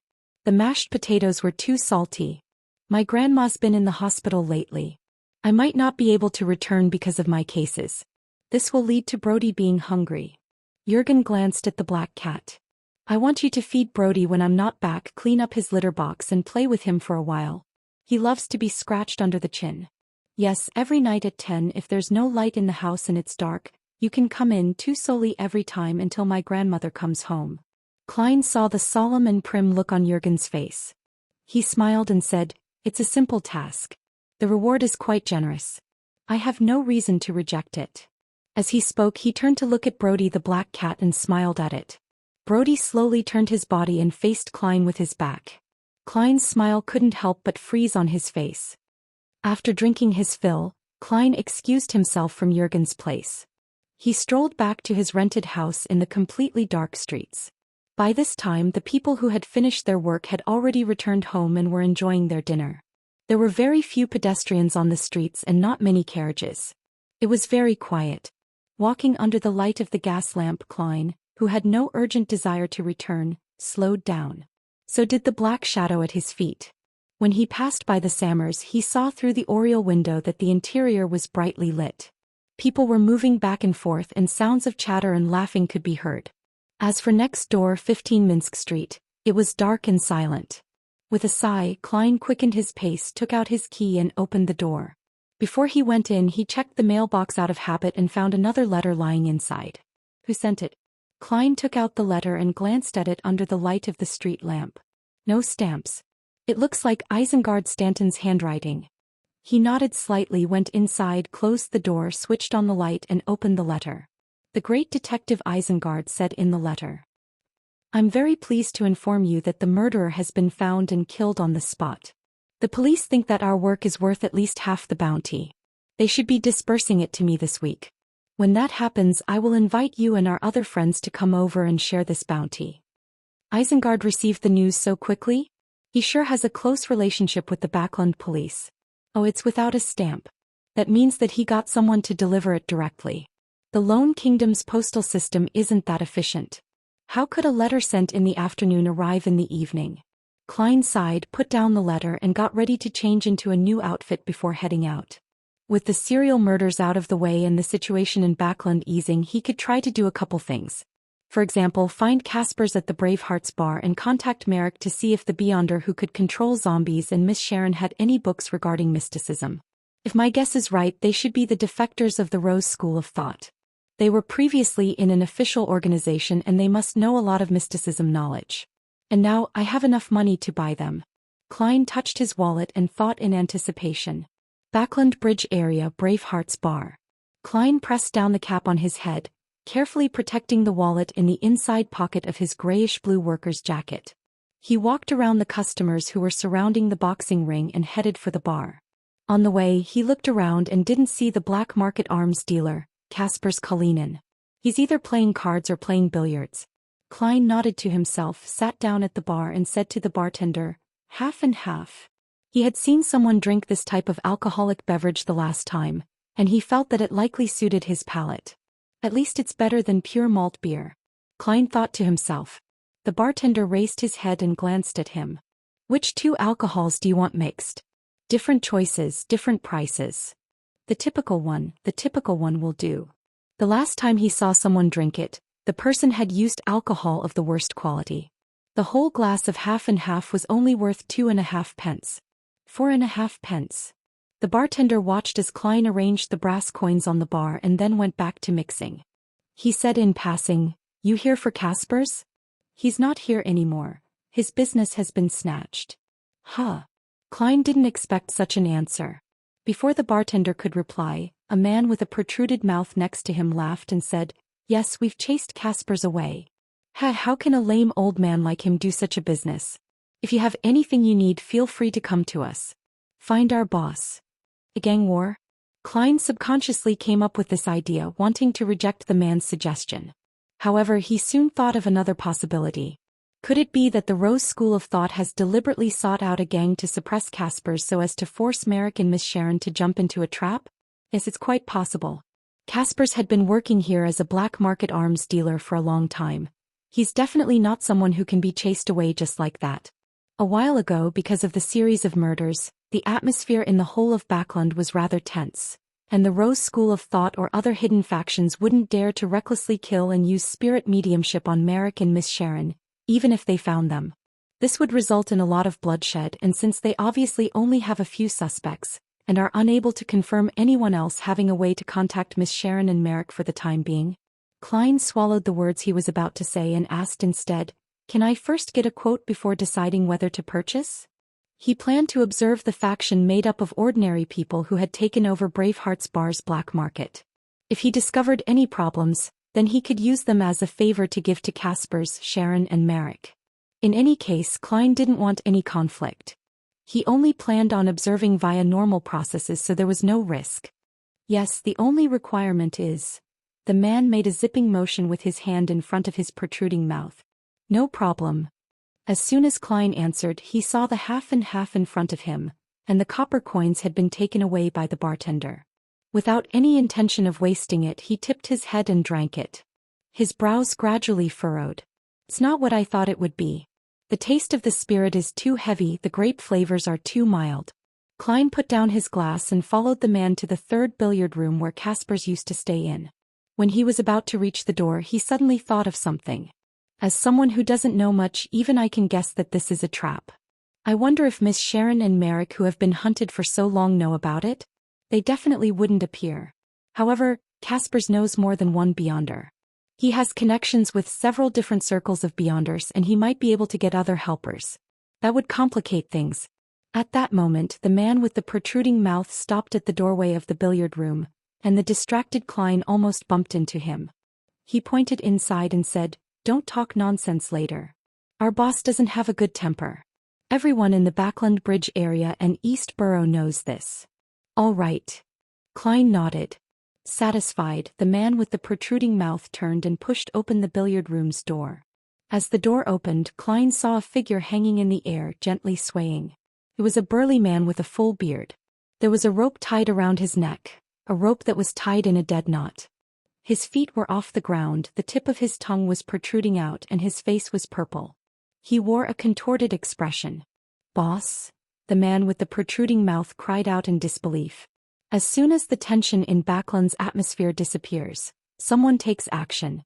Klein tilted his head and glanced at the subordinate. He then solemnly drew a triangular sacred emblem on his chest. "May he find peace with God. I hope his temper is cured as a result." The man with the protruded mouth didn't even hear what he said. He suddenly shouted, "Boss! Murder! Boss is dead!"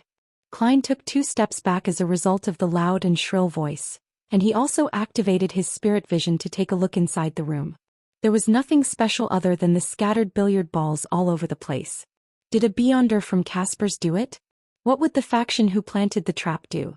If there was actually such a trap. Klein quietly moved away and slunk away into the crowd when the other gang members swarmed over. He glanced at the kitchen of the Bravehearts bar and with some thought, went over and familiarly passed through to the back door. As soon as he pushed open the not-so-heavy wooden door, Klein felt a cold wind blowing against him which caused him to shiver. And amidst the cold wind was the faint smell of blood. He listened for a moment but saw nothing. He took out his penny and flicked it up. The landing sound was cut off by the wind and Klein looked down at the copper penny in his palm, confirming that it was heads.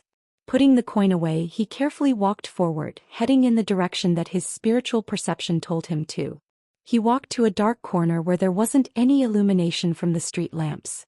The smell of blood suddenly became stronger. With the help of the weak moonlight that penetrated through the clouds, Klein almost gasped when he saw what was in front of him. The floor here was littered with bloody thighs, calves, boots, ribs, a heart, arms, eyeballs and other human parts. On the wall hung a portion of pale red intestines. The background was a large patch of bright red with milky white markings. Seeing this, Klein felt like he was looking at a slaughterhouse specially prepared for humans. Is the murderer afraid that the Nighthawks, mandated punishers and the others are too idle? This is so exaggerated that the police would immediately transfer the case to them. Klein muttered in his mind to resist the discomfort caused by the scene.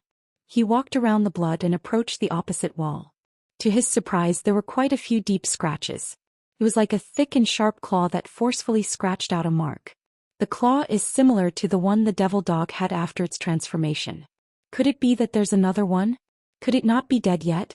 No, I know what's going on. Klein suddenly came to a realization. The deceased must be the Beyonder who killed the bar's gang leader. He was finished off by the faction who had set the trap. According to Little Sun's description, I've always suspected that the faction is the Rose School of Thought because they grasped the prisoner pathway, which is also the mutant pathway. And one type of mutant was the werewolf. This was in line with the traces of the crime scene before him. It also indirectly proves that Miss Sharon and Merrick are defectors of the Rose School of Thought. Klein calmly retreated out of the scene one step at a time. During this process he confirmed that there weren't any Beyonder characteristics present. Of course, it was possible that it hadn't appeared yet. Then he turned and walked towards another street, intending to get someone to inform the police, lest such a scene frighten the commoners and make them suspect that Backlund had been infiltrated by some ferocious beast. Because he didn't want to get into trouble over greed, Klein didn't wait for the possibility of a Beyonder characteristic appearing. Just as he reached the end of the alley, he suddenly saw a brown carriage slowly approaching in the night. The carriage didn't continue to move forward like the other carriages. Instead, it stopped right in front of Klein. Klein narrowed his eyes as he prepared to do battle. However, whether it was his spirituality intuition as a seer or the battle sense of a clown, neither of them gave him a warning. At this moment, the window of the carriage was opened, revealing a pale face which wore a hint of madness to it. Its brown eyes seemed to conceal deep malice. Merrick. Klein recognized him. It was Merrick, Miss Sharon's companion who controlled zombies. He was only wearing a white shirt and a black vest, and he didn't seem to be afraid of the cold at all. He gestured for Klein to board the carriage. For a moment Klein hesitated, wanting to use his spirit pendulum to divine right there on the spot. At this moment, a figure appeared behind Merrick. She wore a complex black regal dress and a small, soft hat. It was the blonde Miss Sharon with blue eyes. She can easily do me harm if she wants to. She can directly come out from the wall behind me. Klein thought for a moment, Then he deliberately took 2 steps forward casually. He opened the carriage door and took note of it. After he sat down, the carriage began to move slowly. It was unknown where its destination was. "Why did you come here?" Sharon asked simply. Klein answered frankly, "I wanted to contact the both of you and ask if you have any books on mysticism. It would be best if they went in depth. As you know, I lack such knowledge." Merrick continued, looking over with malice-filled eyes as he said in a slightly hoarse and low voice, "We do have a lot of knowledge regarding mysticism, such as Shaman King Klarman's Book of Secrets, but what can you use to trade for it? Shaman King? Which pathway and sequence is that?" As these thoughts flashed past his mind, Klein deliberated his tone and said, "I can trade for it with gold pounds. Or do you need anything else?" The pale but exquisite-looking Sharon looked at him and replied stoically, "Help. We'll use your help as barter." "Help?" Klein repeated the word silently and was momentarily a little stumped. Back when Sharon had taken on the mission of protecting him for 3 days, it was mostly because of the money.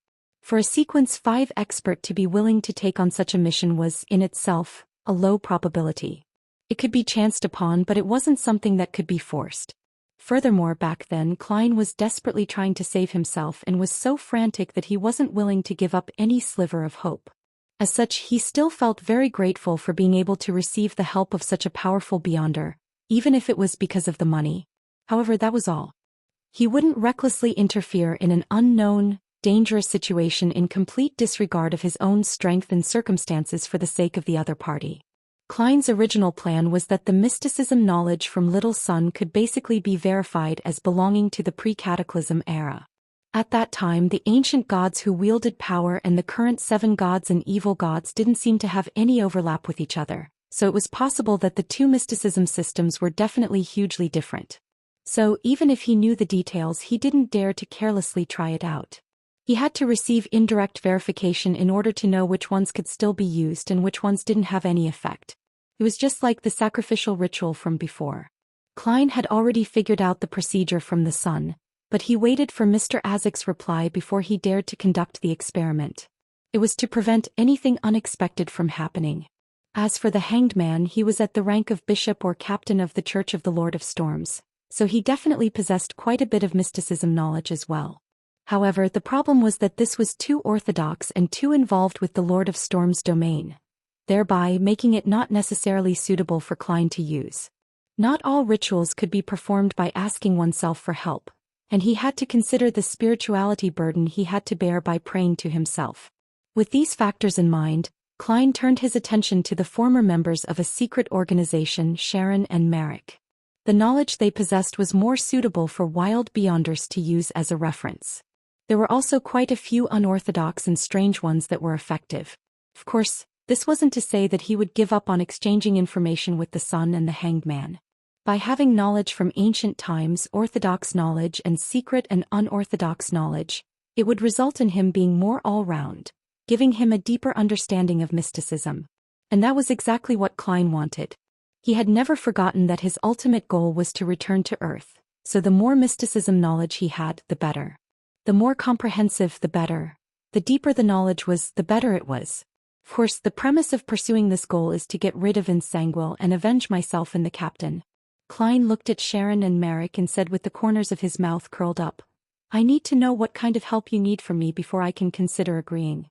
I won't, nor is it possible for me to joke about my life." Sharon, who was wearing a small black hat, nodded slightly and acknowledged Klein's words. Merrick, who was seated on the other side, leaned forward and put his fist to his mouth. "We originally belonged to a rather old and secretive organization. That I can guess." Klein maintained a serious and stoic expression.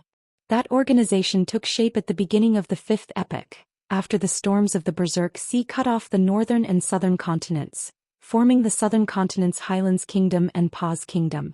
However, I'm only talking about it taking shape. This organization's origins can be traced back to before the 4th epoch, all the way before the Cataclysm. The pale Merrick continued describing. "That I know that too. The Rose School of Thought, isn't it? It's traceable back to the time of the Mutant King." Klein wore an attentive look. Merrick scratched his slightly messy hair and said, "This organization believes in an evil god, and they believe that magic is a science and art that changes according to one's will to change things. This requires the establishment of a religious ritual system, including law and order. Yes, before the invasion of the northern continent, they were an orthodox organization in the Paz Valley and the Star Highlands, alongside the Church of the God of Death. At the same time, they believed that their wills originated from various desires. Combined with Beyonder powers, they were able to accomplish all sorts of unimaginable things. Because of these ideas, they retained an ancient and bloody tradition of primitive sacrifice, including the skinning of people and using the skulls of children as ritual objects, letting a large number of believers fervently release all sorts of desires. We couldn't accept the cruelty of such deeds, and we also felt that it was very problematic in the way that they handle their desires, so we looked for an opportunity to escape from that organization. Problematic in the way they handle their desires? Klein knew that the Rose School of Thought was famous for its bloody sacrifices, so he wasn't very curious about the former. The blonde and black-dressed Sharon replied in an ethereal voice, "The way they do it is to indulge and burn. Our philosophy is to repress and show temperance. So that's how it is." Klein suddenly thought of the description of the prisoner sequence. The body was the cage of the heart and the world was the cage of the body. Madness was bound and desire was suppressed. If the Rose School of Thought did grasp the mutant pathway of prisoner, Miss Sharon's and Merrick's philosophy is clearly more suited to the needs of the acting method. Why couldn't the other members notice this? That's not right.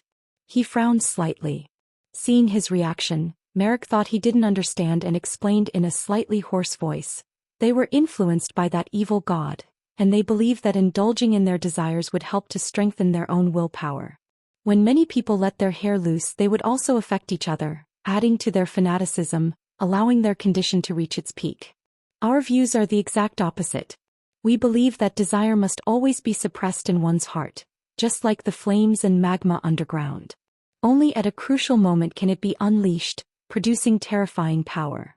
Simply put, it's the difference between lust and abstinence. The influence that the evil god has is in contradiction to his own pathway's requirements. Feels like something is amiss. Klein thoughtfully asked, "So you escaped to Backlund and now they're coming after you? Did the dead man in the alley end up involved in this?" "We didn't get him involved. He got himself involved because of something else." Merrick rebutted Klein's second guess, acquiescing to Klein's first question. "Then why don't you just run away from Backlund?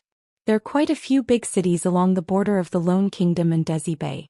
Furthermore, you can go to Intis, Fasak, Fainapotter, Lenberg, Mason and other countries. In other words, you have a reason not to leave Backlund? What could it be?" Klein thought for a moment and said, "Okay, I've got the general gist of it. What kind of help do you need? My sequence isn't high and I don't know any powerful Beyonders. There's no way I can go against that secret organization directly. After obtaining the potion formulas for sequence 7, 6 and 5 of the Seer pathway and killing Lenevis, Klein actually didn't have to stay in Backlund. There was still a huge gap between him and his next target of vengeance, in Sangwil, who had sealed Artifact 0-08. There was no hope of success within a short period of time. He didn't even dare to approach it, so it wasn't impossible to leave Backlund.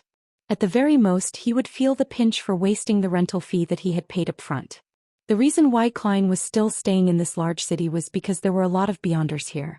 There were also many resources and ingredients that appeared here. It made it one of the most convenient places to advance his sequence. It suited the revelation of his divination back then.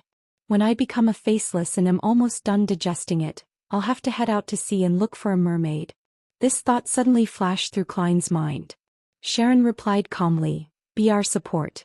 To kill a sequence 5 Beyonder together." Klein was slightly surprised as he asked, "With your strength, that organization only sent one sequence 5 Beyonder to hunt you down? Could it be that the common characteristic of a cult was to be brainless?" "He has a sealed artifact that greatly restrains me," Sharon answered calmly, her face pale but her expression delicate. "The person in charge of this matter is indeed a high sequence Beyonder. But he has been led elsewhere by the clues that we deliberately left behind," Merrick added. "It's not like we only have Backlund as our only base. If we can kill the person in charge of the nearby boroughs and take away that sealed artifact, we will immediately disguise ourselves and flee. After that, we will no longer be afraid of being hunted down normally." Klein tersely acknowledged. But why do you think I can help? I look so weak. And the target is a Sequence 5 Beyonder with power and that strange sealed artifact. You're not just at Sequence 9. You're also very special. Sharon looked at him silently with her blue eyes and said with certainty. Haha. Klein could only reply with a dry laugh. Sharon's ethereal voice sounded once again. Besides, you still have that eye. That eye? Are you referring to the all-black eye left behind by Nimblewright Master Rosago? Klein nodded slightly. But I can only use a small portion of it and it can't produce too much of an effect since it was corrupted by the true creator. That's enough. Sharon was always so terse with her words. Merrick added, the Sequence 5 Beyonder we are dealing with has similar characteristics as Sharon. Only that eye of yours can help us find him. At that moment Sharon spoke again. Merrick will be the first bait. I'll be the second. As for you, you are the hunter responsible for solving the problem. I can't guarantee absolute safety. But you will definitely be safer than us. Sounds sincere enough, but I'll need to make sure through divination. Klein pondered for a few seconds and said, I want to understand the situation about the other person's characteristics and sealed artifact. Only then can I make a decision. Dressed in a black regal dress, Sharon pursed her bloodless lips and tilted her head to look at Merrick, nodding slightly. Merrick clasped his hands and said while concealing some of his madness, You know about the prisoner pathway, don't you? Yes, I've heard of it in the Beyonder circles, Klein answered frankly. Of course, these Beyonder circles refer to the Nighthawks in the Tarot Club. He sighed in his heart as he added. Merrick seemed to recall something and he was silent for nearly 20 seconds. Outside the window he could hear the rhythmic sound of the carriage wheels rolling across the concrete pavement. He ruffled his messy brown hair and spoke with a slightly twisted expression on his face. Prisoners are those who are locked up in prisons, and that also corresponds to having their spirituality and desires constrained by reason, body, and the world. The Beyonders of this sequence have strong bodies and keen senses, often possessing both a staid appearance and a crazy heart within them. They possess many criminal techniques and are proficient in killing with whatever they can casually acquire. Their corresponding sequence 8 is lunatic. I believe you aren't aware of this because even an Orthodox Beyonder organization like the 7 Orthodox churches aren't fully aware of such matters. That secret organization's member wields powers that far exceed your imagination. Those nearly twisted bastards are bound, be it their bodies or souls. It would be difficult to obtain any useful information by just relying on mediumship and divination. Sharon and I had also put up with this and waited for a very long time before we found a way to remove this binding and successfully escape. As all the Beyonders in this pathway are cursed and have crazy characteristics, we don't want to rely on the 7 major churches. We would lose all our freedom without leaving anything behind. So that's the case. It's no wonder the Nighthawk's confidential information doesn't have much about this. It even lacked the corresponding sequences 8 and 7 of Prisoner. Something I could know based on the level I had at the time. Klein replied with a sense of enlightenment. I really am not aware of the situation beyond Prisoner. Merrick didn't nod as he looked at Klein with his brown eyes and continued. Compared to a prisoner, a lunatic's greatest characteristic is to be able to autonomously sacrifice their rationality and let their desires run amok in exchange for strength and enhancements in every aspect. Apart from not having clear thoughts during this period, there isn't much of a problem. They can even gain stronger resistances towards Beyonder powers that can disrupt one's thoughts and influence their mind. To put it simply, I'll get rid of you first and that will make it impossible for you to kill me. Klein couldn't help but lampoon. From this sequence onwards the curse will gradually appear. Lunatics easily lose control, Merrick said as his facial muscles twitched. Isn't that obvious? If a person's mental state has been operating at a nadir for a long time, or if there are frequent abnormalities, it would be abnormal if the possibility of losing control isn't higher than other Beyonders. Klein had his own understanding of this. He turned to look at Miss Sharon, feeling that it was hard for him to imagine what she would look like when she was in the prisoner and lunatic stages. And throughout this, Sharon maintained her ghostly silent and ethereal state. Seeing that he hadn't said anything, Merrick slowly exhaled and said, The next sequence is werewolf. The mutation begins. However, in the eyes of normal people, the crazy prisoners and the lunatics who are prone to losing their minds are actually similar to such mutants. While werewolf being a sequence 7 is lower than I expected. Klein's thoughts suddenly wandered. Merrick didn't notice how he had gone adrift as he continued on. A werewolf is a fully cursed person. Every time the crimson moon becomes full, they will lose part of their sanity, grow black fur, and their bloodlust and desire for tasting blood would reach its peak. His voice gradually became a bit erratic, as if he recalled that bitter experience of enduring and repressing himself. A werewolf has rather powerful rejuvenation abilities as well as terrifying strength, agility, and speed. Their claws and teeth are in no way inferior to Beyonder weapons of the same sequence, and they contain venom. They also know some darkness-related spells. For instance, targets who are under the werewolf's control would become subordinates after a period of time. When a werewolf's venom infiltrates their body for a period of time, they would become a monster like a werewolf, and typically these monsters possess very short lifespans. After hearing Merrick's explanation, Klein made a pertinent conclusion. At the level of Sequence 7, the werewolf is above average in terms of actual combat ability. A werewolf who is always unable to suppress their instinct to kill and their bloodlust during a full moon will turn increasingly cold and more twisted. Gradually they will lose their feelings that a normal human would have, Merrick added. There was an undisguised pride in his tone. It fits Mr. Azek's description of mutants. Klein subconsciously looked at Miss Sharon, instinctively imagining her werewolf form. However, her cold gaze almost made him shiver and he quickly turned his head back. Merrick unconsciously licked his lips. It wasn't the seductive kind done by women, but the kind that gave people a sense of danger. His gaze seemed to momentarily lose focus, leaving his recollections an unknown. After a few seconds he opened his mouth again. I'm at the corresponding Sequence 6, Zombie. Zombie. Your outer appearance really does resemble one. It's no wonder you often play cards with a bunch of your own kind. Turns out that you are also a special kind of zombie, a real living zombie. Klein thought for a moment and said, I heard from Caspers that you aren't afraid of bullets? Merrick nodded and said, my body can be as hard as steel. Even if you used a revolver to fire at my head, I'll only feel dizzy at best. You'll need to shoot me 5 times in the same spot before you're able to break my defenses. And even if you break through my defenses to a zombie, all other forms of damage isn't lethal if the brain isn't destroyed. And my strength has been raised significantly from the foundation of a werewolf. Furthermore, I wield a portion of death-related spells and can easily summon zombies and control ghosts. I can direct them and am proficient at using cold and decaying Beyonder powers. Every sequence in the mutant pathway has different characteristics. There are very few changes in the progressive pathway. Klein pondered for a moment and asked, then what about the curse of zombie? Merrick clenched his teeth and said, I will thirst for the warm blood and fresh meat of humans.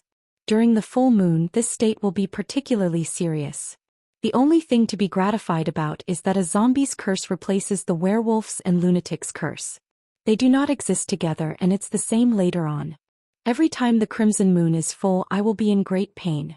If I don't give up on self-control, I will be in so much pain that I will lose my ability to fight. And if I indulge myself, I will also become less and less like a human, and the risk of losing control is very high. Even in normal times, I would always resist the desires in my heart and the strong malice in my heart. Phew. Compared to the Beyonders of other sequences, the others are so much better. Well, except for Abyss and Demoness. Klein suddenly had such a thought. Merrick paused and glanced at Sharon. Sharon parted her lips and said in an illusory voice, Sequence 5, Wraith. Wraith? There's such a sequence? Really is a mutant pathway. Klein was slightly surprised at first, but then he felt that this was indeed the characteristic of a spirit body that could be easily transformed. Having received the prompt, Merrick added, after becoming a wraith, one can turn one's body into a real wraith and obtain the corresponding powers, such as moving through obstacles, hiding in mirrors, and directly attacking the soul of the enemy. They can jump through most things with reflections. And unlike ordinary wraiths, even with spirit vision, one will find it difficult to discover such a shadow unless they were a high-sequence Beyonder. Yes, Wraith wields many death-type spells. There are many strange techniques such as forcefully possessing the body and controlling the enemy.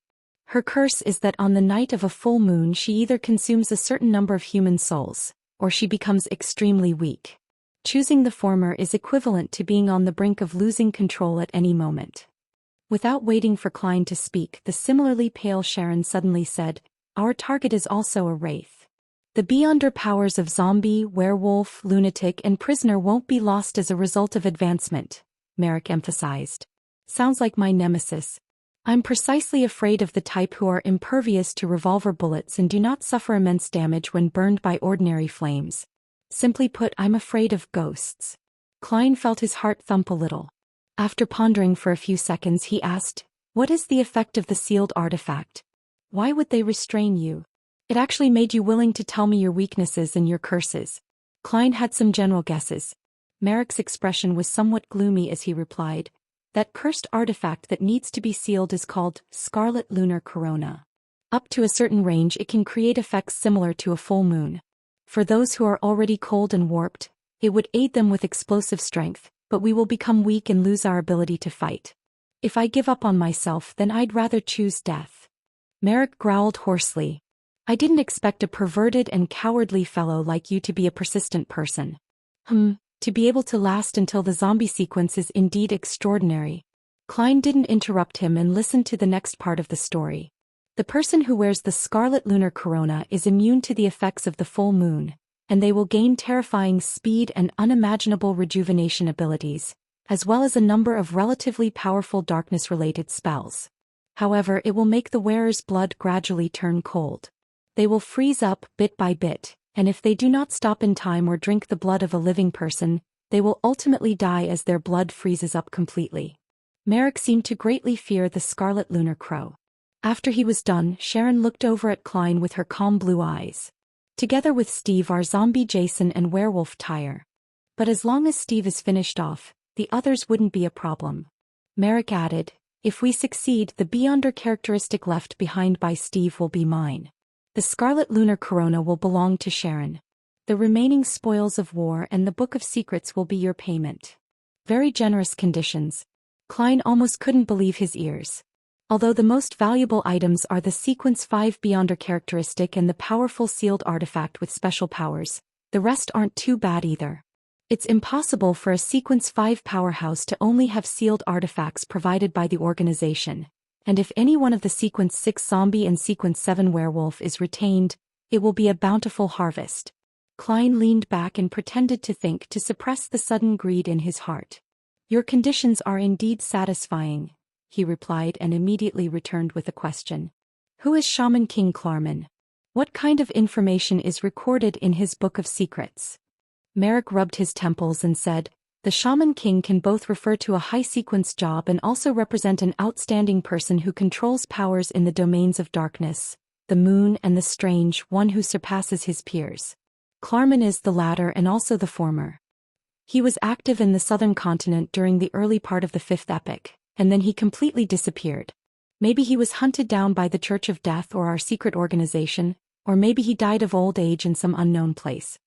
His Book of Secrets includes knowledge such as secret contracts, rituals, alchemy, astrology, symbolism, natural interaction, and so on. Even if an ordinary person gets it, they can become an expert in the field of mysticism.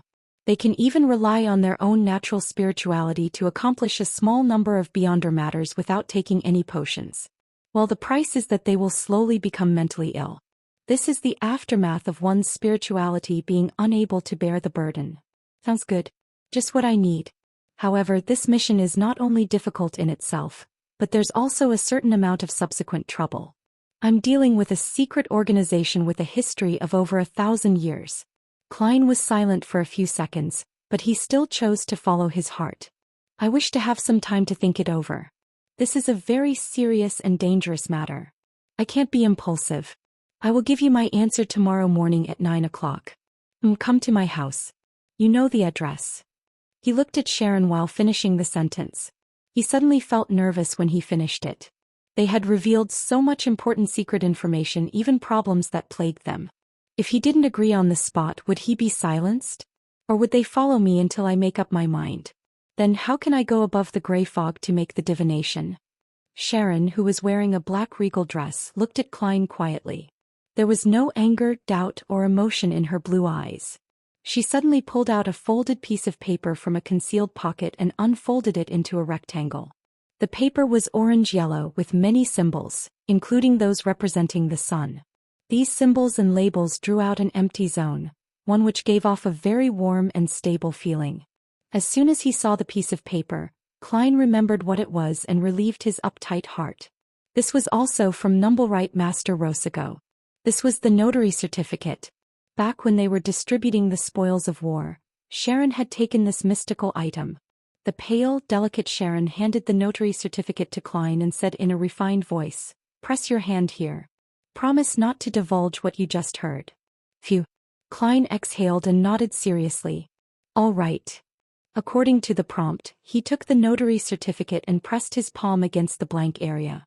Then after some deliberation he opened his mouth and said, "I promise I won't tell anyone what I just learned from Miss Sharon and Mr. Merrick."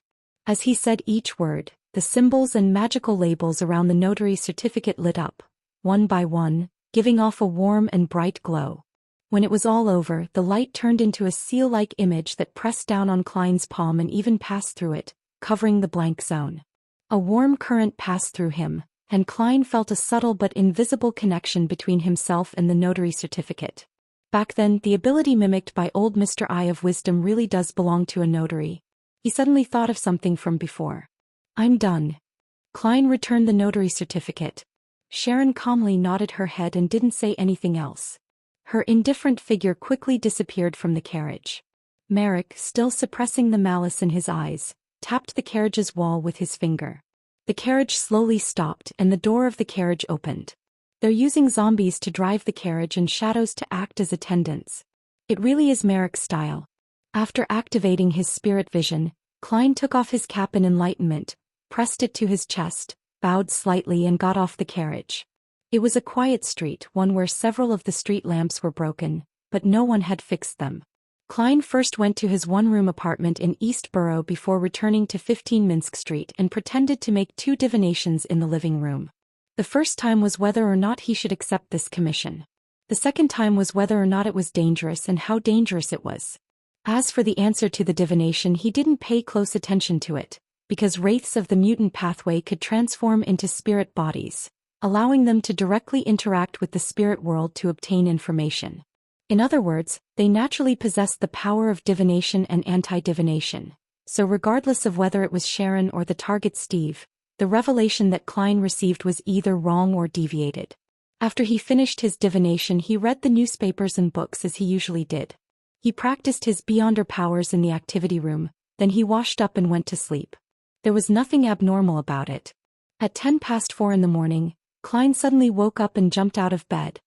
He found a candle, built a wall of spirituality, and quietly began the ritual of summoning himself. Then he took 4 steps counterclockwise and went above the gray fog, but he was in no hurry to respond to the prayer. Sitting in the high back chair belonging to the Fool, Klein focused on the surface of the long bronze table. He saw the all-black eye Azek's copper whistle, the dark emperor card and the dark majestic figure of Roselle holding a scepter. The corner of his mouth twitched, and Klein stretched out his right hand to turn the card of blasphemy upside down. "What I can't see can't hurt me." After conjuring a pen and paper, he took off his topaz pendulum and repeated his first 2 divinations. The result of the first divination rotated clockwise at an adequate frequency. That was to say that the commission should be accepted, but it also wasn't necessary. The result of the second divination was the counterclockwise rotation of the topaz pendulum, but it spun with great amplitude and frequency. Klein's interpretation was that there was danger, quite considerable danger, but it wasn't life-threatening yet as long as it was properly dealt with. Phew. After remaining silent for a few seconds, Klein remembered a hunch from before. Perhaps every magician needs to perform. Otherwise, the name of the potion would be mage, not magician. The key to never perform unprepared is to be prepared as well as to perform. And this may not just be in combat. The 2 assumptions of diverting the enemy's attention and getting the applause of the audience is predicated on there being a performance. As long as I can find the appropriate solution, disguise myself well and deal with it perfectly, it will be hard for the Rose School of Thought to find me. Many thoughts flashed through Klein's mind. Combined with the revelation he had just received from the divination, he quickly came to a decision. Leaning back against the Fool's high back chair, he raised his head to look at the towering ancient palace and the boundless gray fog and revealed a slight smile. "Then let's have a grand performance." With that he took the all-black eye and Azek's copper whistle and responded to his own prayers. The next morning was a Thursday morning. Klein, who had bought the ingredients early, prepared homemade Potter noodles, which was closer to the noodles mixed with meat sauce. He went to the door to take out today's newspaper from the mailbox. As he ate, he found a notice of a Beyonder gathering in the Backland Morning Post. As expected, once the tense situation is resolved, the gatherings begin. Klein smiled and said to himself. At 9 o'clock he took out his golden pocket watch, opened it and took a look. Then he faced the empty living room and said to the oriel window, "I'm willing to provide help. The conditions are exactly as you said. But that's only if you give me a few more days." He paused for a moment before replying with a smile, "I need to make some preparations." Other than Klein, there was no one else in the living room, but suddenly, an illusionary voice rang out. "Hey, after you've finished preparing, you can pay the bar a visit." In Viscount Glaint's study, Audrey was sitting in a chair, helping Susie straighten the fur on the back of her head. She said to Furs and Zio, who were sitting quietly beside her while sipping their wine, "Why were you in such a hurry to bring me here?" Although this was the first time she had seen Furs and Zio since the incident with Lenevis, she had already paid them through Susie.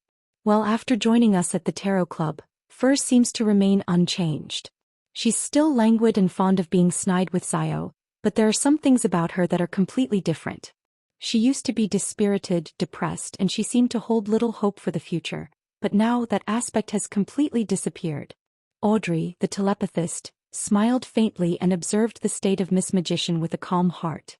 After downing the rest of the red wine, Furs said, "It is indeed Ormer, the most famous red wine. It's much better than the ones I've drunk before. The level is very clear and each level has a different feeling." She put down her wine cup and said, "The gathering that might have the spectator and clues to the psychology alchemists will be held this afternoon." "Is that so? Why the rush?" Audrey asked, puzzled. Furs explained with a smile, "Because the serial killer has wasted too much of everyone's time. Moreover, that's the outskirts of Northborough. It's during the afternoon when the Nighthawks are most relaxed." "Okay." Audrey nodded lightly and didn't ask any further. At the same time, her gaze swept across the room and she sighed silently. Compared to the past, Zio is a lot quieter compared to the present Furs. At that moment, Viscount Glaint chuckled and said, "Audrey, I will go with you." "Why?" Audrey asked despite knowing the answer. Glaint cleared his throat and said, "It's because I've already obtained the apothecary formula. All I need to do is trade for some ingredients. My vault doesn't have the 2 corresponding ingredients." "Oh, Furs sold it to me. £300. She guarantees that it's authentic." £300. "I remember that you bought it from Mr. World for only £230. Audrey couldn't help but glance at Furs. In the suburbs of Northborough, in a soon-to-be abandoned 3-story medical school building. Even at 3 o'clock in the afternoon, the fog in the clouds had already darkened the whole of Backland, as if a storm was approaching. Along the dilapidated corridor, the gloomy light shone in diagonally, penetrating the windows and causing everything to appear silent and scarred. It was eerie and terrifying. This was Audrey's second time here and she was no longer as nervous and tense as before. She turned her head left and right in her surgical cap and big mask, habitually observing the environment, observing every detail of this place. Viscount Glaint was walking beside her and gradually turned apprehensive. He couldn't help but whisper, "Why do I find that this place is a little strange? Could there be evil ghosts?" As a mysticism enthusiast who had only half a foot in the Beyonder circle, the only Beyonder phenomenon he had witnessed was Furs's passing through walls and the opening of a door. He was still unsure of the existence of wraiths and shadows. However, this didn't stop him from being afraid of similar monsters. Furs turned her head and shot him a glance as she held back her laughter. Most of the participants of this gathering are Beyonders. If there really are evil ghosts or spirits, they would definitely be very happy. It usually implies ingredients or servants. Noticing that Viscount Glaint was obviously relieved, she purposely added, "Of course, I'm only talking about the weaker kind of ghosts. A truly formed shadow might be able to kill everyone here without making a sound. And even if you run, all you can do is run back and forth between the 3 stories without being able to leave. It's like entering a maze." Zio nodded in approval. "I've once encountered a similar wraith. I ran in circles while in the cemetery without any means of escaping. During this process, there were baffled people who would turn their heads for no reason, only to suffer a sudden death. If not for one of the Beyonders carrying a sun charm, perhaps you wouldn't be seeing me here today. Viscount Glaint shivered as he looked out the window. At this moment, a withered tree branch hit the glass and made a light sound as it was blown by the cold wind. Glaint almost shouted out loud as he frantically inched towards the two Beyonders, Furs and Zio. Audrey resisted smiling and quietly watched this scene from the sidelines. In her heart she thought, I have met Mr. Fool who is close to a deity. I know the city of silver in the forsaken land of the gods. I have heard of all kinds of terrifying monsters in the depths of the darkness. Why would I fear wraiths and shadows? However, I really haven't met a ghost yet. Pooey. Audrey, what are you thinking? It's better not to come across this kind of thing. Unless I become a psychiatrist with Beyonder powers capable of influencing other creatures. Or if I obtain mystical items that can restrain ghosts and monsters. The four of them couldn't help but increase their pace and quickly arrived at the gathering venue for the day. Before she entered, Furs found an opportunity to bend her back and whisper into Zio's ear. You did well cooperating with me just now. You actually made up a story so quickly that's enough to frighten others. Look at the spots which aren't covered by Viscount Glaint's mask. It's so white that you can't see any colors. Zio turned her head as she answered blankly, I didn't make up the story. That was something that happened to me before I came to Backlund. Furs was stunned for a moment before she blurted out a question. For real? Why would I lie? Zio's puzzled face was obscured by the mask. Furs turned her head and took 2 steps forward and suddenly shivered. At that moment, Glaint didn't wish to stay in the creepy corridor any longer. He reached out his hand and pushed open the door to the gathering venue. As the creaking sound echoed, he saw the concrete floor and the smell of antiseptic coming into his nose. It made him frown. Soon after, he saw a large pool in the middle. It was filled with a clear yellow liquid and there were floating figures inside it. Some of the figures were entirely naked. Some were rather complete while others had half their skin ripped off. They had the brownish auburn colors of beef jerky. They were corpses. Ah! A man's shrill cry resounded in the room. Gazes were instantly cast onto Glaint. These gazes were all from the figures in white coats surrounding the pool. They were also wearing surgical caps and huge masks, and only their eyes and a bit of their skin were exposed. Glaint's body swayed a bit. He wanted to turn around and run away, but when he saw Audrey, Furs and Zio pass him as if nothing had happened in order to enter his room, he realized that they were pretending that they weren't his companions. As he took a deep breath, Glaint nearly vomited. He looked outside and saw that the corridor was dark and gloomy, filled with shadows, and that there wasn't a single living soul in sight. With another shudder, Glaint hastened his steps and caught up with Audrey and the others, finding a place to sit down as far as possible from the pool. After a few minutes, a figure wearing a white coat stepped out of the line and used a wooden pole with a hook on the side to pull a corpse to the side. Then he directly dragged the corpse to the concrete floor. He paused for about 3 seconds, took out a scalpel and slit open the body's abdomen. As the gash deepened, a cold and hoarse voice suddenly sounded from inside. Let the gathering begin. Glaint reached out with his hand to press down his mask. His throat moved a few times and he almost vomited. They were midway in the gathering with all kinds of trades, either a success or failure, happening. Audrey, who had been calmly observing all this time, finally opened her mouth and said, I want the spectator potion formula. Before she could finish her sentence, she felt several gazes sweep over her. However, they quickly moved away and didn't linger for long. After several seconds of silence, the transaction was aborted. Around 4 in the afternoon, it was getting closer to night. Why was there nothing at all? Glaint didn't maintain his aristocratic demeanor as he slumped against the wooden wall of the carriage and sighed.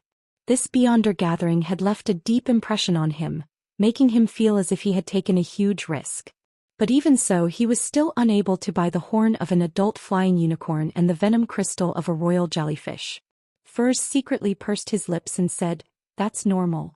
Although Backlund is the easiest place to get ingredients, if you can't join every Beyonder gathering, there will still be situations in which you won't be able to find what you want for a long time. It requires either luck or patience. Mr. Viscount, think about Miss Audrey's spectator potion. She hasn't received any clues to date.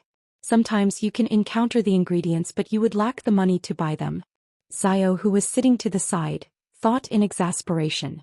Audrey consoled Glaint. When I get back I'll go to my family's vault and do a search. Maybe there's something you want.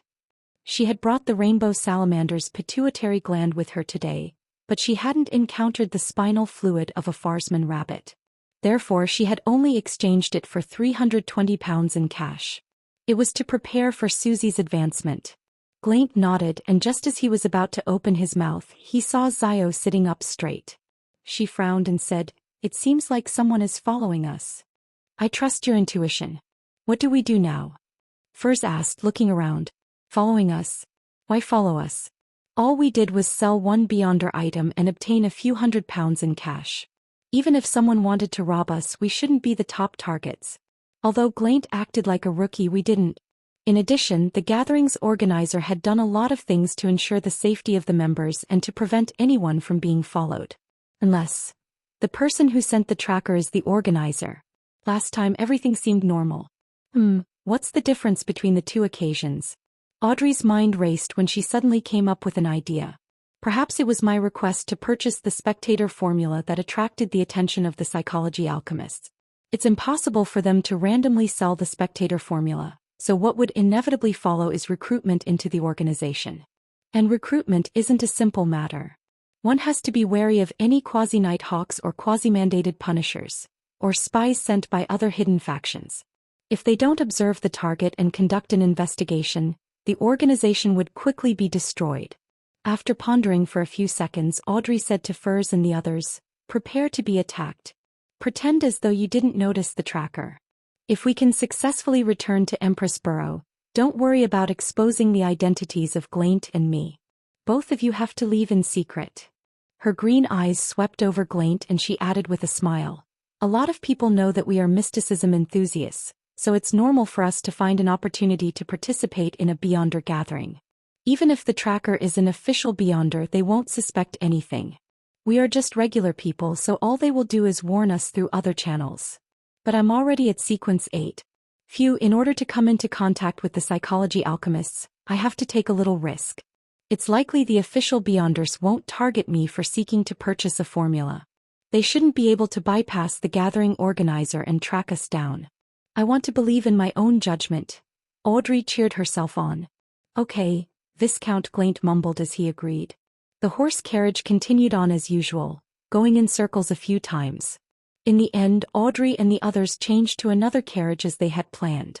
Throughout this process the tracker never attacked. When they reached the back door of Viscount Glaint's mansion in Empress Borough, the two nobles used their usual means of returning. As for Furs and Zio, they each relied on their own skills to leave. About 10 minutes later, Audrey, accompanied by her huge golden retriever Susie and her maids, openly left through the front door in her own carriage.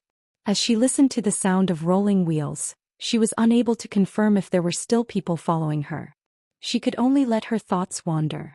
It's obvious that the daughter of Count Hall isn't a spy of any Beyonder faction. There's nothing wrong with her past. Her love for mysticism is well known. Her status and identity can provide assistance that's different from other people. Perhaps in 2 days, there will be members of the psychology alchemists who will try to come into contact with me. Audrey thought with some anticipation and some nervousness.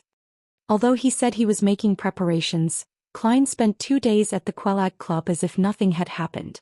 He even played a game of cards with the equestrian teacher, Talum, and the others, winning a few soldi. Before he went to bed, he didn't forget to visit the outside of Lawyer Jurgen's house to make sure if there were no lights and to feed the cat. At 8 o'clock on Friday night, he put on his iron mask and wore his black hooded robe and entered the activity room of old Mr. Eye of Wisdom.